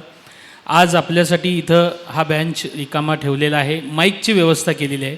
ज्यांना प्रश्न विचारायचा आहे त्यांनी कृपया बेंचवर येऊन बसावं. जे आपण विचारलेला प्रश्न लोकांना कळेल आणि त्याचं उत्तराचं विश्लेषण व्यवस्थित करता येईल. ज्यांना प्रश्न विचारायचा आहे त्यांनी कृपया इथं यावं. माईकची व्यवस्था आहे, बेंचची व्यवस्था आहे. तत्पूर्वी सर मला एक प्रश्न, एक दोन प्रश्न आहेत, लागून घेतो, सलग उत्तरं देता येतील. मी त्यातला एक फक्त तुम्हाला एक गमतीचा भाग सांगतो. औरंगजेबचं ना अहकमे आलमगिरी म्हणून औरंगजेबचं एक शेवटच्या काळातलं एक त्याचा इतिहासकारांनी लिहिलेलं आहे. त्याच्यात त्यांनी त्याचं मृत्यूपत्र लिहिलेलं आहे औरंगजेबनी. 12 म्हणजे त्याचा एक रुखाते आलमगिरी म्हणून एक पुस्तक आहे. त्याच्यात त्यांनी त्याच्या सरदारांना, मुलांना जी काही त्यांनी पत्र दिले, म्हणजे ॲडवाईस देतो बाप मरायच्या आधी. त्याला माहिती होतं मी आता मरणार आहे आणि मी गेल्यानंतर हे सगळे 4 भाऊ एकमेकांच्या जीवावर उठणार आहेत. त्यांनी जे केलं तेच त्याची मुलं करणार होती. तर ते त्यांनी सगळ्यांना पत्र लिहिले. रुखाते आलमगिरी म्हणून आहे. त्यात त्याच्या मुलांना, आझमला, मुअझमला, कामबख्शला सगळ्यांना त्यांनी पत्र लिहिली आहेत की तुम्ही काय करायला पाहिजे, काय नाही. त्यांनी त्याच्या राज्याची वाटणी केलेली होती. मग त्यांनी वाटणी अशी केली, बिजापूर आणि गोलकोंडा म्हणजे खालचा भाग त्या कामबख्श, कारण कामबख्श त्याच्या सर्वात लहान अशी जी राणी होती, त्याची बेगम होती, तिच्यामुळे त्याला 55व्या वर्षी झालेला मुलगा आहे तो. तेव्हा भयंकर त्याच्यावर प्रेम होतं कामबख्शवर. ते त्या सगळ्या मोठ्या मुलांना सांगतो की त्याला त्रास देऊ नका, त्याला छोटं राज्य तिथं देतो, त्याला त्रास देऊ नका असं तो. तर त्यांनी शेवटचं एक त्याच्या त्या मृत्यूपत्रामधला शेवटचा पॉईंट तुम्हाला सांगतो काय. तो मी मराठीत लिहिला, तो इंग्लिशमध्ये सगळ्यांचा आहे तो, आणि तो पर्शियनमध्ये आहे. राज्यकारभाराचा मुख्य आधारस्तंभ म्हणजे राज्यातील प्रत्येक घडामोडीची संपूर्ण माहिती असणे. केवळ एक क्षणाचा गाफीलपणा देखील अनेक वर्षांच्या नामुष्कीला कारणीभूत होतो. शिवाजीची आग्र्यातून झालेली सुटका ही केवळ माझ्या निष्काळजीपणामुळे झाली आणि त्याचाच परिणाम म्हणून मला माझं उर्वरित आयुष्य शेवटपर्यंत मराठ्यांशी संघर्ष करावा लागला. हे त्याचं मृत्यूपत्र आहे.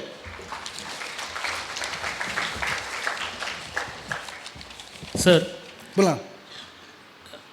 महाराजांच्या आज्ञापत्रांविषयी थोडंसं तुम्ही सांगावं. कारण महाराज असं म्हणतात की रयतेच्या भाजीच्या देठालाही हात लागू देणार नाही. नाही, ते आज्ञापत्रामध्ये नाही आहे. ते महाराज जेव्हा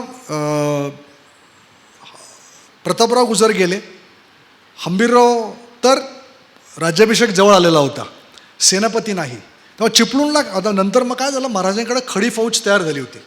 म्हणजे पूर्वी कसं होतं आपल्याकडे की काही फौज जशी असायची की पावसाळ्यात सुट्टी, कारण ते अशी ते फौज होती. पण नंतर खडी फौज तयार झाली आपल्याकडे, गुजराती होती, खडी फौज होती. तर फौजचा कॅम्प जो होता तो चिपळूणला होता. तिथं ते लिहिलेलं महाराजांनी ते पत्र आहे की मग त्याला ते डूज अँड डोंट्स आहेत त्यात. म्हणजे काय की सैन्याने काय करायला पाहिजे. तुम्ही पावसाळा आलेला आहे, गवत सांभाळून ठेवलं पाहिजे. गवत लावलेलं तिथं समजा वाती तुम्ही भिजवल्या पाहिजेत. समजा पेटती वात उंदऱ्यांनी नेली आणि ते गवत पेटलं तर घोडे उपाशी मरतील, म्हणजे घोड्यांना तुम्ही मारलं हे पाप तुमच्या डोक्यावर येईल. आणि मग ते मिळत नाही म्हणून तुम्ही रयतेच्या मागे लागाल आणि रयतेकडनं बळजबरी घ्याल तर मोगलाई बरी अशी माझी रयत म्हणेल, असं ते पत्र आहे. एकूणच महाराजांच्या आज्ञापत्रांमध्ये प्राणी असतील, पक्षी असतील, यातून महाराजांची शेतकऱ्यांविषयीची तगमगता दिसते किंवा महाराज पर्यावरणवादी होते हे कळतं. तर आजच्या घडीला ही आज्ञापत्र आपल्यासाठी किती महत्त्वाची आहेत आणि सामान्य जनता आणि एकूणच राज्यकर्ते म्हणून त्यातून काय आदर्श घेतला पाहिजे. तर मूळ आज्ञापत्र काय हे तुम्हाला कळलं पाहिजे. आज्ञापत्र हे रामचंद्र पंत अमात्यांनी 1712 नंतर लिहिलेलं आहे. कारण अमात्य सगळी राज्यघटने, कोल्हापूर गादी झाली, सातारा गादी झाली आणि तारा राणीसाहेब मुलगा शिवाजी महाराज जे होते दुसरे, ते गादीवर होते. आणि 1712ला एक पन्हाळ्यावर ब्लडलेस कूप झालं, राज्य सत्ता बदलली. म्हणजे त्यात काही भांडण नाही झालं, ओव्हरनाईट सगळं झालं ते. आणि राजसबाई म्हणजे राजाराम महाराजांच्या दुसऱ्या पत्नी आणि त्यांचा मुलगा संभाजी महाराज, दुसरे नाही तिसरे आहेत ते, कारण थोरले संभाजी महाराज वेगळे आहेत. तर संभाजी महाराज गादीवर आले. पण त्यानंतर त्यांनी असं लिहिलं होतं की आमच्या वाडवडिलांनी म्हणजे आमच्या आजोबांनी कसं राज्य केलं हे तुम्ही पाहिलेलं आहे. तर त्या बाबतीत पुढच्या पिढीला म्हणजे येणाऱ्या युवराजांना राजकुमारांना शिकण्यासाठी तुम्ही काहीतरी लिहा म्हणून ते आज्ञापत्र 9 चॅप्टर आहेत त्याच्यात. त्या 9 चॅप्टरमध्ये तुम्ही जे हे शेतकऱ्यांची पॉलिसी त्यात आज्ञापत्रात तशी नाही आहे, पण शेतकऱ्यांच्या बाबतीत पॉलिसी तुम्हाला गंमत म्हणून सांगतो. महाराजांच्या आधी आदिलशाही किंवा मुघलांमध्ये किंवा कुतुबशाही सगळीकडे काय होतं, शेतकऱ्यांचा जो शेतसारा घेतला जायचा तो कॅशमध्ये घेतला जायचा. आणि काय व्हायचं, शेतकरी माल आला रे आला त्याला ते शेतसारा पैशाने द्यावा लागायचा, कारण त्या तिथला सुभेदार सैन्य यायचंच पैसे घ्यायला, पठाणे यायचेच सगळे ते. तर तो काय करायचा बिचारा शेतकरी, जे आडतदार असायचे व्यापारी होते, तर मिळेल ते भाव बिचारा द्यायचा आणि ते धान्य घेऊन जायचा, तो विकायचा, शेतसारा पैशाने भरायचा. तर महाराजांनी नवीन सुरुवात काय केली, महाराजांनी आजही जे आपलं सरकार देऊ शकत नाही MSP, महाराजांनी MSP दिला आहे. त्यात असं होतं, महाराजांनी सांगितलं की शेतसारा तुम्ही कॅश किंवा काइंड कसेही द्या, पण धान्य सरकार विकत घेईल आणि हमीभाव दिला तर त्याच्यात धोरणीपणा बघा किती आहे. त्यामुळं धान्य ते घ्यायचं हा कौटिल्य आहे. कौटिल्य जर तुम्ही वाचलं तर सेम आहे. म्हणून मी जे मगाशी म्हटलं की 100% कौटिल्यच्या फ्रेममध्ये जर कोणी बसत असेल तर महाराज आहेत. तर धान्य विकत घ्यायचं शेतकऱ्यांकडनं, ते स्टोअर करायचं. म्हणजे आपण आता पन्हाळ्याला गेलो ते आपण 3 हे बघतोय, तर प्रत्येक सुभ्यामध्ये एक किल्ला असायचा. म्हणजे तुम्ही आता उत्तर कोकणात गेलात, पनवेलजवळ प्रबळगड आहे, तो सुभ्याचा हे होता की त्या एरियातला सगळा तो ते धान्य तिथं गोळा केलं जायचं, शेतकऱ्याला त्याचे पैसे दिले जायचे आणि 40% टॅक्स होता. पण 40% एकदा टॅक्स दिल्यानंतर बाकी कोणाला काहीच पैसे द्यायचे नाहीत. पूर्वी काय व्हायचं, शेतसारा दिला कॅशमध्ये, मग तिथले इनामदार आले, देशमुख आले, हे आले, ते आले, ते लुटूनच घेऊन जायचे ना, काही मिळायचंच नाही शेतकऱ्याला. पण महाराजांनी सगळं बंद केलं. ते एकतर त्यांनी रेव्हेन्यू सिस्टम तयार केलेली होती. म्हणजे आत्ता आपण IAS ICS वगैरे सगळं म्हणतो, महाराजांनी त्यावेळेस IAS सिस्टम चालू केली होती. सर कारकून, म्हणजे आज आपल्याकडं कारकून म्हणलं की जरा थोडंसं डिग्रेडेड वाटायला लागतं लोकांना, पण सर कारकून म्हणजे IAS ऑफिसर्स, ते रेव्हेन्यू सिस्टमच तयार केलेली होती. ही शेतसारा आणि रेव्हेन्यूचं काम एक वेगळं डिपार्टमेंटच करेल. देशमुख, देशपांडे, कुलकर्णी, इनामदार ह्यांनी रयतेकडं पैसे घ्यायचेच नाहीत. शेतसारा आम्ही डायरेक्ट कलेक्ट करू आणि योग्य हमीभाव दिला. आणि त्यातलं धोरण असं होतं की हे धान्य गोळा करून ठेवायचं. त्याचे दुहेरी हेतू होता. मार्केट रेट वाढला की धान्य मार्केटला विकायचं, म्हणजे स्वराज्याला रेव्हेन्यू आला.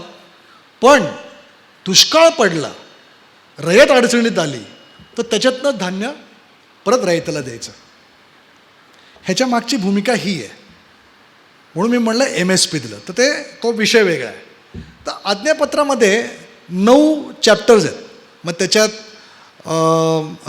राजा आला, मंत्री आले, प्रत्येकाचा रोल काय, मंत्री आले, सावकार आले. मी सावकार त्यावेळेस विचार करा, आज आपण मगाशी आपण म्हणलं की सरकार किती उदासीन आहे इंडस्ट्रीजच्या बाबतीत.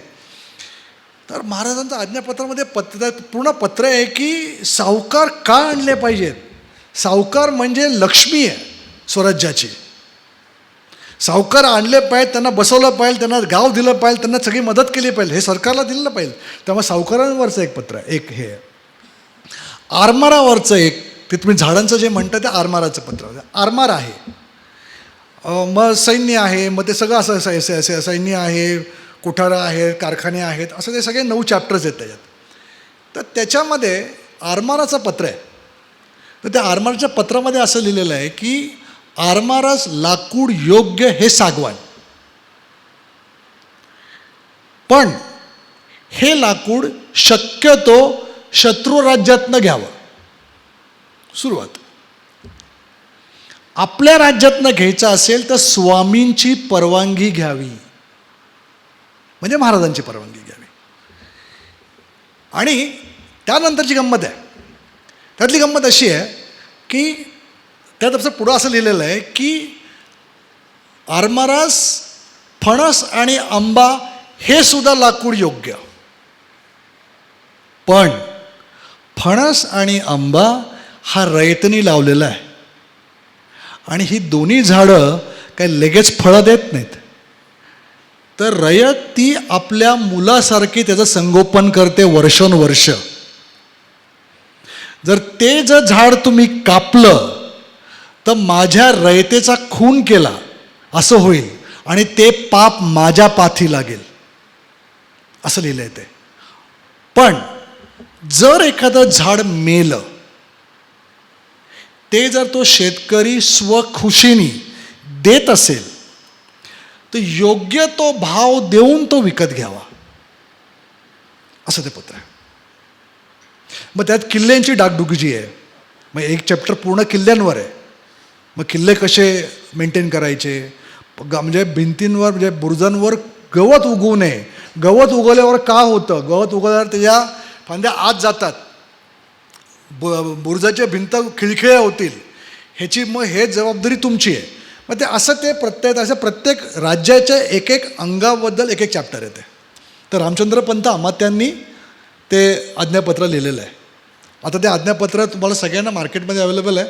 म्हणजे एका साईडला मोडी आणि एका बाजूला मराठीत त्याचा हे केलेलं आहे. 100% आज्ञापत्र. आता मला असं वाटतं की ऑनलाईन पण गुगलवर वगैरे ते मिळतं आहे. पण आज्ञापत्र 100% सगळ्यांनी वाचा.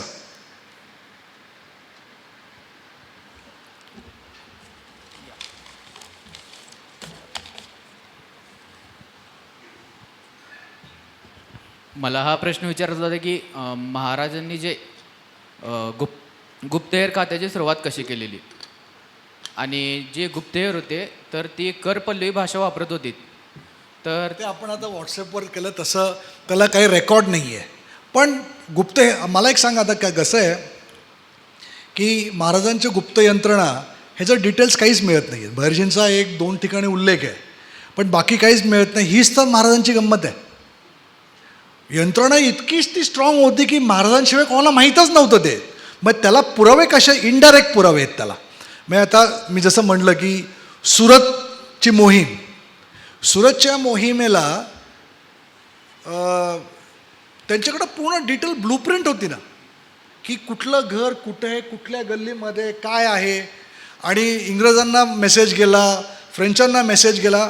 एक फ्रेंच कॅपिचिनो फादर होता, तो जण महाराजांना भेटला, म्हणलं की आम्ही पाद्री आहोत, आम्ही धर्म प्रसारणाचं काम करतो, तर आमच्या चर्चला आणि ह्याला आम्हाला प्रोटेक्शन द्यावं. तर महाराजांनी ऑर्डर काढलेली होती की ह्यांच्याजवळ कोणी जायचं नाही. हे कॅपिचिनो त्यांनी फादरने लिहून ठेवलेलं आहे, फादर ॲम्बर. आणि त्यांनी सांगितलं होतं की पारेख नावाचा एक हिंदू व्यापारी आहे, तर तो मयत झाला होता, श्रीमंत व्यापारी, त्याची बायका मुलं होती. तर महाराजांनी तिथं प्रोटेक्शनला आर्मी, म्हणजे हे सैनिक लावून ठेवले होते की त्या घराला अजिबात त्रास द्यायचा नाही म्हणून. त्यामुळे गुप्तहेर यंत्रणा 100% होती ना, त्याशिवाय इतकी इन्फॉर्मेशन डिटेलमध्ये कशी मिळेल. पण ती जर ओपन झाली तर मग सिक्रेसी कुठं आली. त्यामुळे तीच ताकद आहे. मग मी मगाशी जसं म्हणलं की औरंगजेबच्या दरबारामध्ये महाराजांचे हेर होते, कारण रोज तिथं काय चाललंय ही सगळी पित्तंपाती महाराजांना होती. तर गुप्तहेर यंत्रणा असल्याशिवाय कळणार नाही ना. पण त्याचा दुर्दैवानं त्याचा रेकॉर्ड काही नाही. बहिर्जी नायकांचा 2दा नाईक म्हणून त्यांचा उल्लेख आहे, तर 2 ठिकाणी आहे. त्यामुळे त्याला, आणि मी सांगण्याचा उद्देश काय की ना, मी जे काय बोलतो त्याला पुरावे आहेत. म्हणजे मी आता येताना ह्या 70 पुस्तकांची जंत्री आणलेली आहे. म्हणजे मी जे काय बोललो ते कुठल्या पुस्तकात त्याचा रेफरन्स आहे, कुठल्या पानावर आहे, हे माझ्याकडे आहे.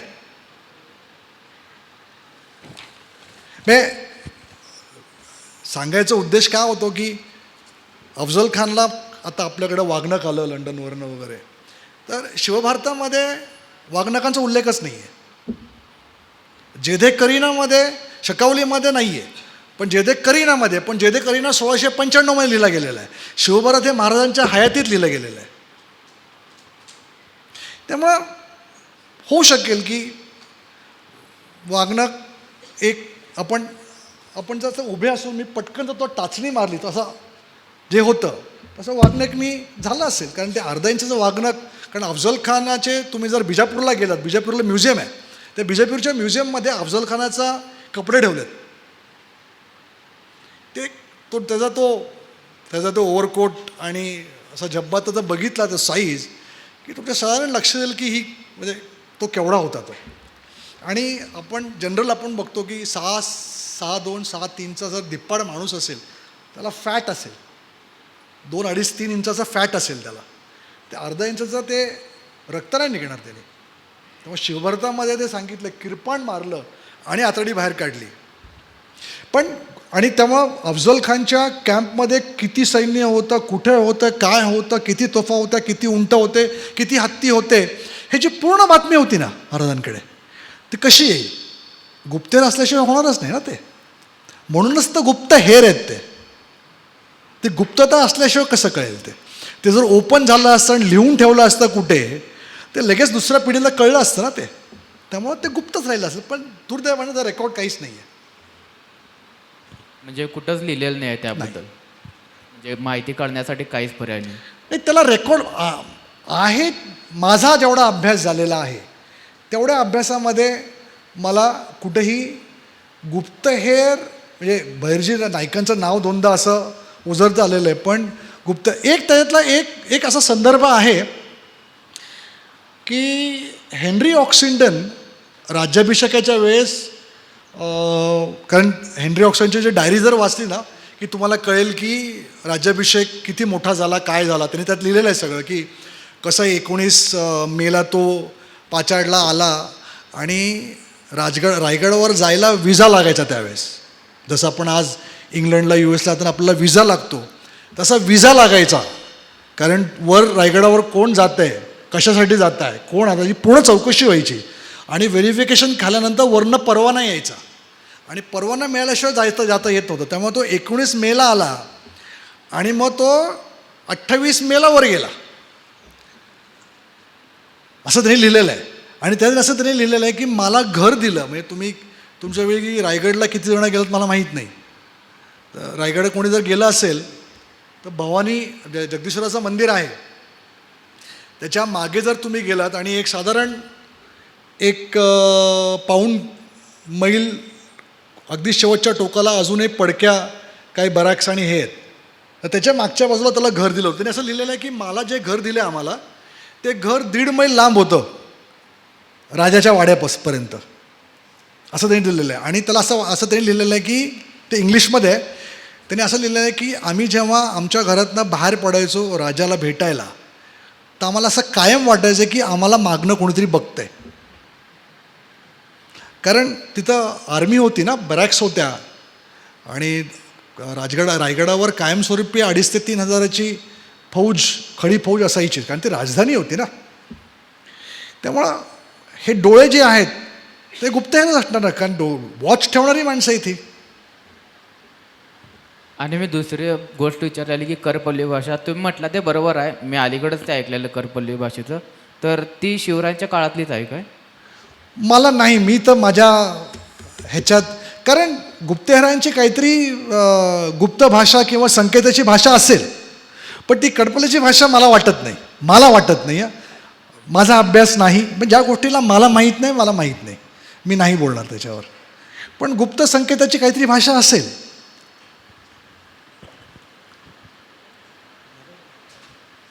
सर नमस्कार. नमस्कार. जसं तुम्ही म्हणालात की मी पक्का पुणेरी आहे हे तुमच्या भाषेवरून कळते, त्यामुळे तुमचं आडनाव आणि तुमची भाषा हा मुद्दा इथं राहत नाही आहे. मी ज्या गोष्टींकडं तुमचं लक्ष वेधतो आहे की त्या प्रश्न असा आहे की कोणताही राजा त्याच्या संस्कारावरून ओळखला जातो, संस्कृतीवरून ओळखला जातो. राजांनी राजभाषकोश निर्माण केलं. हो, मी काय झालं, अशा अनेक गोष्टी आहेत मी माझ्याकडनं सुटल्यात. आता राजभाषकोश तुम्ही बोलता मी त्याच्यावर पण बोलतो. नाही नाही त्या संदर्भातच प्रश्न विचारतो मी की राजभाषाकोश निर्माण केल्यानंतर राजांनी स्वतःच्या कारकिर्दीच्या स्वतःच्या एरियाला स्वराज्य असं नाव दिलं, ज्या वेळेला इतर ठिकाणी शाही आणि साम्राज्य होतं. हा फरक महाराजांच्या 100% कोणत्या दृष्टिकोनातून असावा? नाही, त्याच्याही पुढची गोष्ट सांगतो तुम्हाला. राज्यव्यवहार कोश जो लिहिला महाराजांचा 1648चं जे एक पत्र आहे त्याच्यामध्ये साधारण 70% शब्द हे पर्शियन आहेत. कारण आजही आपण बरेच शब्द पर्शियन वापरतो. नोकर, दुकान, मालक, चालक. आपल्या रोजच्या भाषेमध्ये किमान 30% पर्शियन शब्द आहेत. तर महाराजांनी आणि 1676चं जे महाराजांचं पत्र आहे त्याच्यात 75% मराठी आहे. हा इतका मोठा फरक राज्यव्यवहार कोशामध्ये 1200 शब्दांचा आहे. राज्यव्यवहार कोश जर तुम्ही वाचला तर 1200 शब्द आहेत त्याच्यात.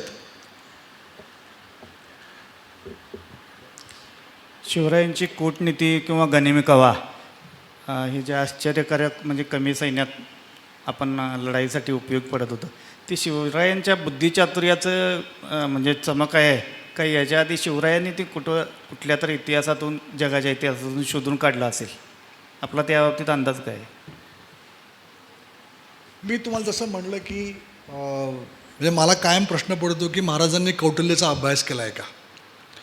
कारण कूटनीतीमध्ये अफजल प्रकरण बऱ्याचशा अंशी बसतं त्याच्यात, किंवा शाहिस्ता खानवरचा हल्ला म्हणजे एलिमेंट ऑफ सरप्राईज ज्याला म्हणतो कौटिल्य. कूटनीतीमध्ये एलिमेंट ऑफ सरप्राईज येतं. त्या 2 ठिकाणी तर क्लिअर कट दिसतात ते. किंवा पन्हाळ्यावरची सुटका जी आहे, म्हणजे आदल्या दिवशी त्याच्याकडे निरोप पाठवायचा आहे की मी उद्या येतो भेटायला. आणि तर मला असं वाटतं की ते कोणाकडनं शिकलेलं नसावेत. कौटिल्याचा अभ्यास केला आहे की नाही केला मला माहीत नाही, कारण ते 2300 वर्षापूर्वीचं हे होतं. पण माझं हे एक स्वतःचं मला एक हे आहे की ना, महाराजांचं बऱ्याचशा गोष्टी त्या स्वयंभू होत्या.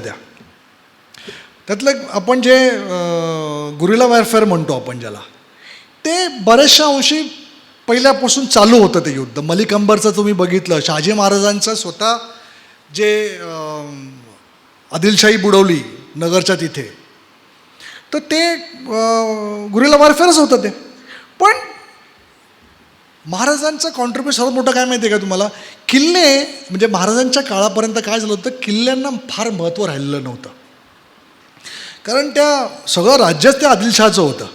तिथली गंमत कशी असायची की समजा आता पुणे जिल्हा, पुणे, बारामती, सुप हा जरी शहाजीराजांचं जागीर होती, पण त्याच्यातले जे किल्ले असायचे त्या किल्लेदार डायरेक्ट सेंट्रलमधनं यायचे. ते म्हणजे आदिलशाहीच्या दरबारात डायरेक्ट किल्लेदार मिळायचे. ते किल्लेदारांवर जागीरदाराचा काही कंट्रोल नसायचा. पण महाराजांच्या बाबतीत, शहाजी महाराजांच्या बाबतीत तसं नव्हतं. त्यांच्या एरियामधले किल्लेदार पण त्यांना बरेचपैकी फॉर होते. त्यामुळं हे जे आपण गुरिला वॉरफेअर किंवा आपण जे काय म्हणतो आहे, हे आपल्याकडं सुरुवातीपासून बऱ्याचशा अंशी ते होतंच.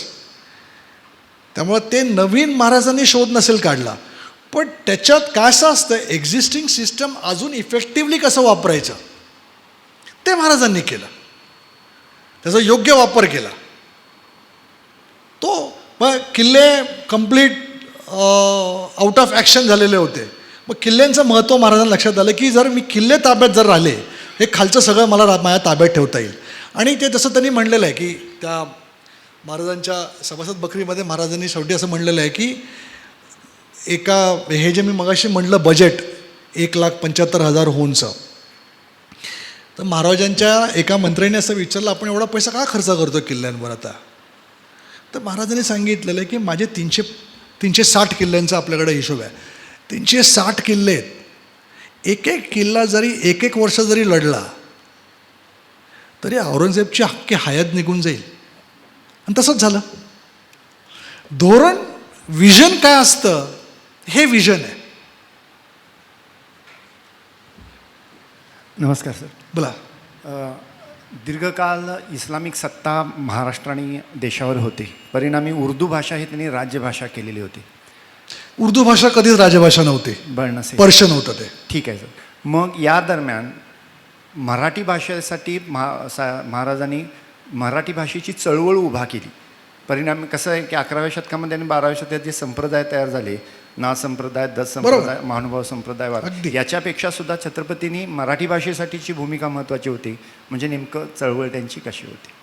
नाही, राज्यव्यवहार कोशच केला ना तो. म्हणजे त्या काळात, म्हणजे तोपर्यंत ती आता ज्ञानेश्वर महाराज किंवा चक्र सगळ्यांच्या त्या काळानंतरचे, तोपर्यंत इस्लामिक सत्ता फार स्ट्रॉंग नव्हती आपल्याकडे. आपल्याकडे इस्लामिक सत्ता कधी आली? 13व्या शतकाच्या शेवटी आली, म्हणजे 14व्या शतकात आली ती. अल्लाउद्दीन खिलजी 1330च्या त्या 1213व्या शतकात तो आला. त्यामुळं तो तिथून म्हणजे इस्लामिक सुरू झालं. मग त्या आपल्याकडं आदिलशाही किंवा ह्यांची जर पत्र जर तुम्ही वाचलीत, त्याच्यात असं पर्शियन आणि मराठी असं मिक्स आहे. किंवा काही पत्रामध्ये वरचा भाग अरबिकमध्ये, खालचा पार्ट मराठीत आहे. असं ते खिचडी होती सगळी. आणि हे सर्वसंमत ती प्रोसेसच होती. कारण मग ते 14वं शतक, 15वं शतक, 16वं शतक, 3-350 वर्ष तसं चालू होतं. पहिलं, म्हणूनच मगाशी म्हटलं की महाराजांचं पहिलं पत्र 1648मध्ये 70% त्याच्यात पर्शियन आहे आणि 30% मराठी आहे. आणि 76 साली ते कम्प्लीट रिव्हर्स झालं. पण दुर्दैवाने आपल्याकडे काय झालं माहिती आहे का? आणि महाराजांनी शक सुरू केला, राज्याभिषेक शक सुरू केला ना. आपल्याकडे काय झालं दुर्दैवानं, 1700 नंतर पुन्हा परत ते जुन्या पद्धतीत पत्रव्यवहार सुरू झाले परत आपल्याकडं. नंतर मग पेशवा काळात, नंतर मग मराठीत परत सुरू झालं.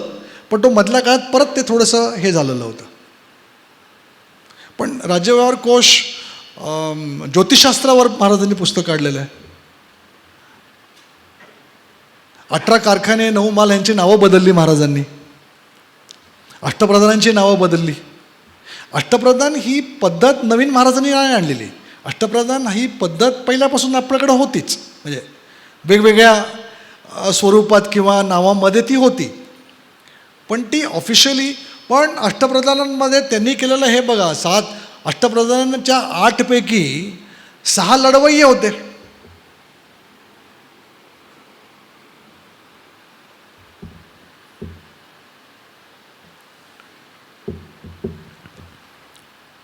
सर, महाराजांनी त्या काळी गडकिल्ल्यांचं महत्त्व ओळखलं होतं. पण आजच्या घडीला गड किंवा किल्ल्यांच्या संवर्धनासाठी काही फार होताना दिसत नाही. तर महाराष्ट्राच्या अर्थसंकल्पामध्ये काही, त्याच्यात बजेटमध्ये काही वेगळा निधी त्याच्यासाठी असतो आहे? नाही, मला नाही वाटत. काय कारण असं आहे की आता त्या रायगडाला बजेट मिळालं, रायगडावर बरंच उत्खननाचं काम चालू आहे. आता ते आपले 12 किल्ले युनेस्कोमध्ये गेलेत, पण युनेस्कोमध्ये गेल्यामुळं त्याला काही फंडिंग आलेलं नाही आहे.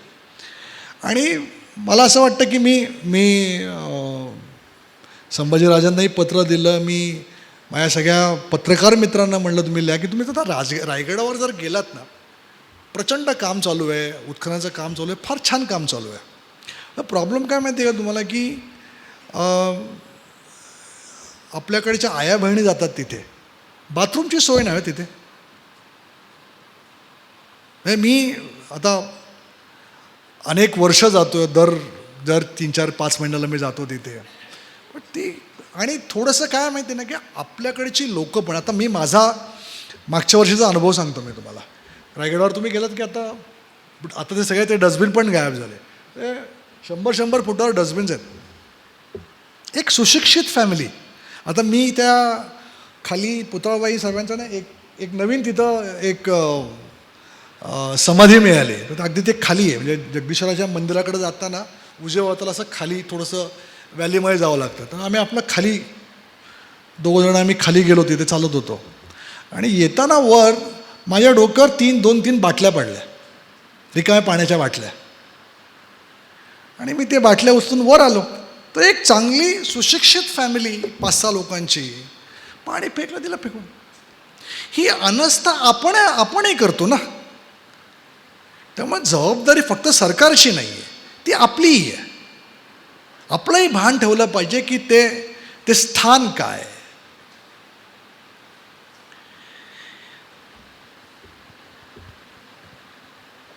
नमस्कार सर. नमस्कार. शिवाजी महाराजांच्या काळातली न्यायव्यवस्था आणि तीच आत्ताच्या वर्तमान काळात किती म्हणजे कठोरपणे लागू करता येईल? नाही करता येणार. चौरंग करता येईल का? रांजाचा पाटलाला चौरंग केला है ना. आपल्या एका सरदाराचे डोळे काढलेत महाराजांनी. हे आज जमेल का? म्हणजे राजाच्या पाटलांनी माय बहिणींची माफी मागून ते वाक्य वापरतोय मी, बदअमल केला. बलात्कार नाही आहे तो, बदअमल केला असं वाक्य आहे राजाच्या पाटलाचं. पण माझ्या आणि महाराजांचं वय फक्त 16 आहे, हे लक्षात घ्या. आणि त्याला माणसं पाठवलं त्याला पकडायला. तो म्हणाला की तुम्ही कोण? मी पाटील, आदिलशाहने मला अपॉइंट केलं आहे. मुसक्या बांधून आणला त्याला, केला चौरंग. पण चौरंग केल्यानंतर त्याची पाटीलकी अर्धी, म्हणजे तो त्याचा एक चुलत भाऊ होता बाबाजी गुजर म्हणून. तो आला म्हणाला की आता ह्याला सांभाळणार कोण? म्हणजे ह्याला सांभाळायचं म्हणजे आता हा आयुष्य सांभाळावं लागेल त्याला. तर त्याची रांजाची जी पाटीलकी होती ती त्याच्या चुलत भावाला निम्मी दिली 300 होणांना. आणि त्याला सांगितलं की आता पाटीलकी तुला निम्मी दिलेली आहे, त्याचं आयुष्यभर तू सांभाळ कर. पण चावडीवर रोज याला खाटेवर टाकून रोज चौकात आणून ठेवायचा त्याला, सकाळपासून संध्याकाळपर्यंत. की येणाऱ्या जाणाऱ्यांनी प्रत्येकाने बघितलं पाहिजे की माझ्या राज्यामध्ये बदअमल करणारा, स्त्रियांचा अपमान करणाऱ्याची मी हे हाल करीन असं हे. आणि दिग्विजयानंतर, दक्षिण दिग्विजयानंतर या बेळगावच्या पुढे एक देसाईण होत्या, मी आता नाव विसरले, तर त्यांची ती मातीची गडी होती, ती जिंकता नाही आली. आणि मग नंतर त्या महाराजांना अशी कंप्लेंट, म्हणजे महाराजांनी मध्ये सैन्य चिडवून महाराज पुढे निघून आले. तर एका सरदारांनी त्या बाईला त्रास दिला, बदअमल केला, डोळे काढले त्याचे. हे 2 घटना तर रेकॉर्डवरच्या आहेत. पण आता प्रॉब्लेम आता असा आहे की हे आजच्या घडीला आपण सगळे ते संविधान मानतो, त्या संविधानामध्ये ते बसणार आहे का? इस्लामिक कंट्रीजमध्ये होत आहे, पण आपल्याकडे होणार आहे का? पण त्याच्यात एक राज्यकर्त्यांनी केलं पाहिजे की शिक्षा जी आहे ना, इतकी ती 100% पाहिजे की एकही गुन्हेगार स्त्रियांच्या बाबतीतला तरी सुटला नाही पाहिजे. आणि ताबडतोब त्याला शिक्षा, जी काय शिक्षा असेल त्याला, मृत्यूदंड असेल किंवा ताहयात जेल असेल, जे काय असेल त्याला, ती ताबडतोब झाली पाहिजे. न्याय ताबडतोब दिला पाहिजे. महाराजांकडे न्याय असा होता, लगेच होता न्याय. ते 100% करता येईल ह्या लोकांना. आपल्याकडे आपण बघतो की केसेस वर्ष, 2 वर्ष, 5 वर्ष न्याय बऱ्याच वेळा मिळत नाही. पण आता थोडंसं बदलायला लागलेलं आहे.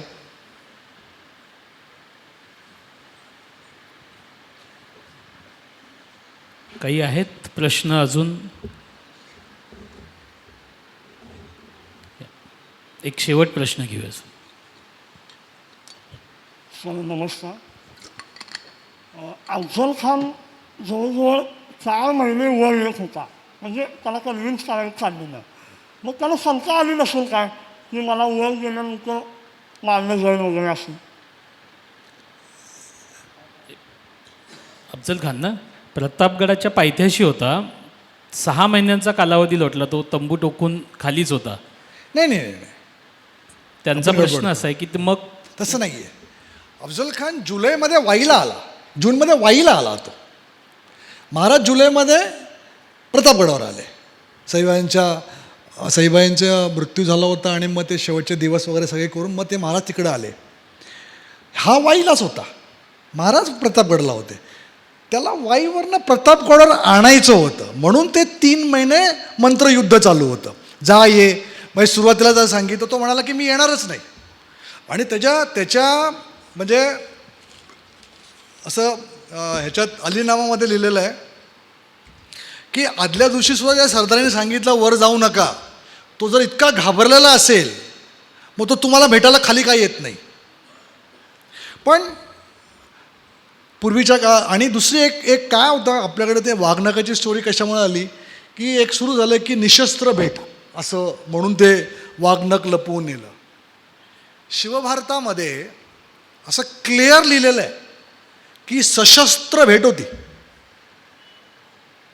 म्हणजे महाराजांच्या हातात बिछवा ओपन होता, तो असा हातात पट्टा होता, असे ओपन गेलेले आहेत महाराज.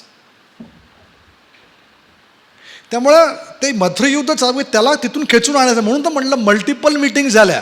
प्रत्येक वेळेस गोपीनाथ पंत जाईन सांगायची ते घाबरलेलं आहे, तो हे ते बिल्टअप होतं. असं हळूहळू बिल्टअप करत करत करत करत मग शेवटी त्या लक्षात आलं की चला तर हा बरं. त्याला कॉन्फिडन्स पण काय होता, त्याला हे माहीत नव्हतं की वरती आपलं सैन्य किती आहे, पण हा 11,000चं सैन्य घेऊन वर आलेला होता.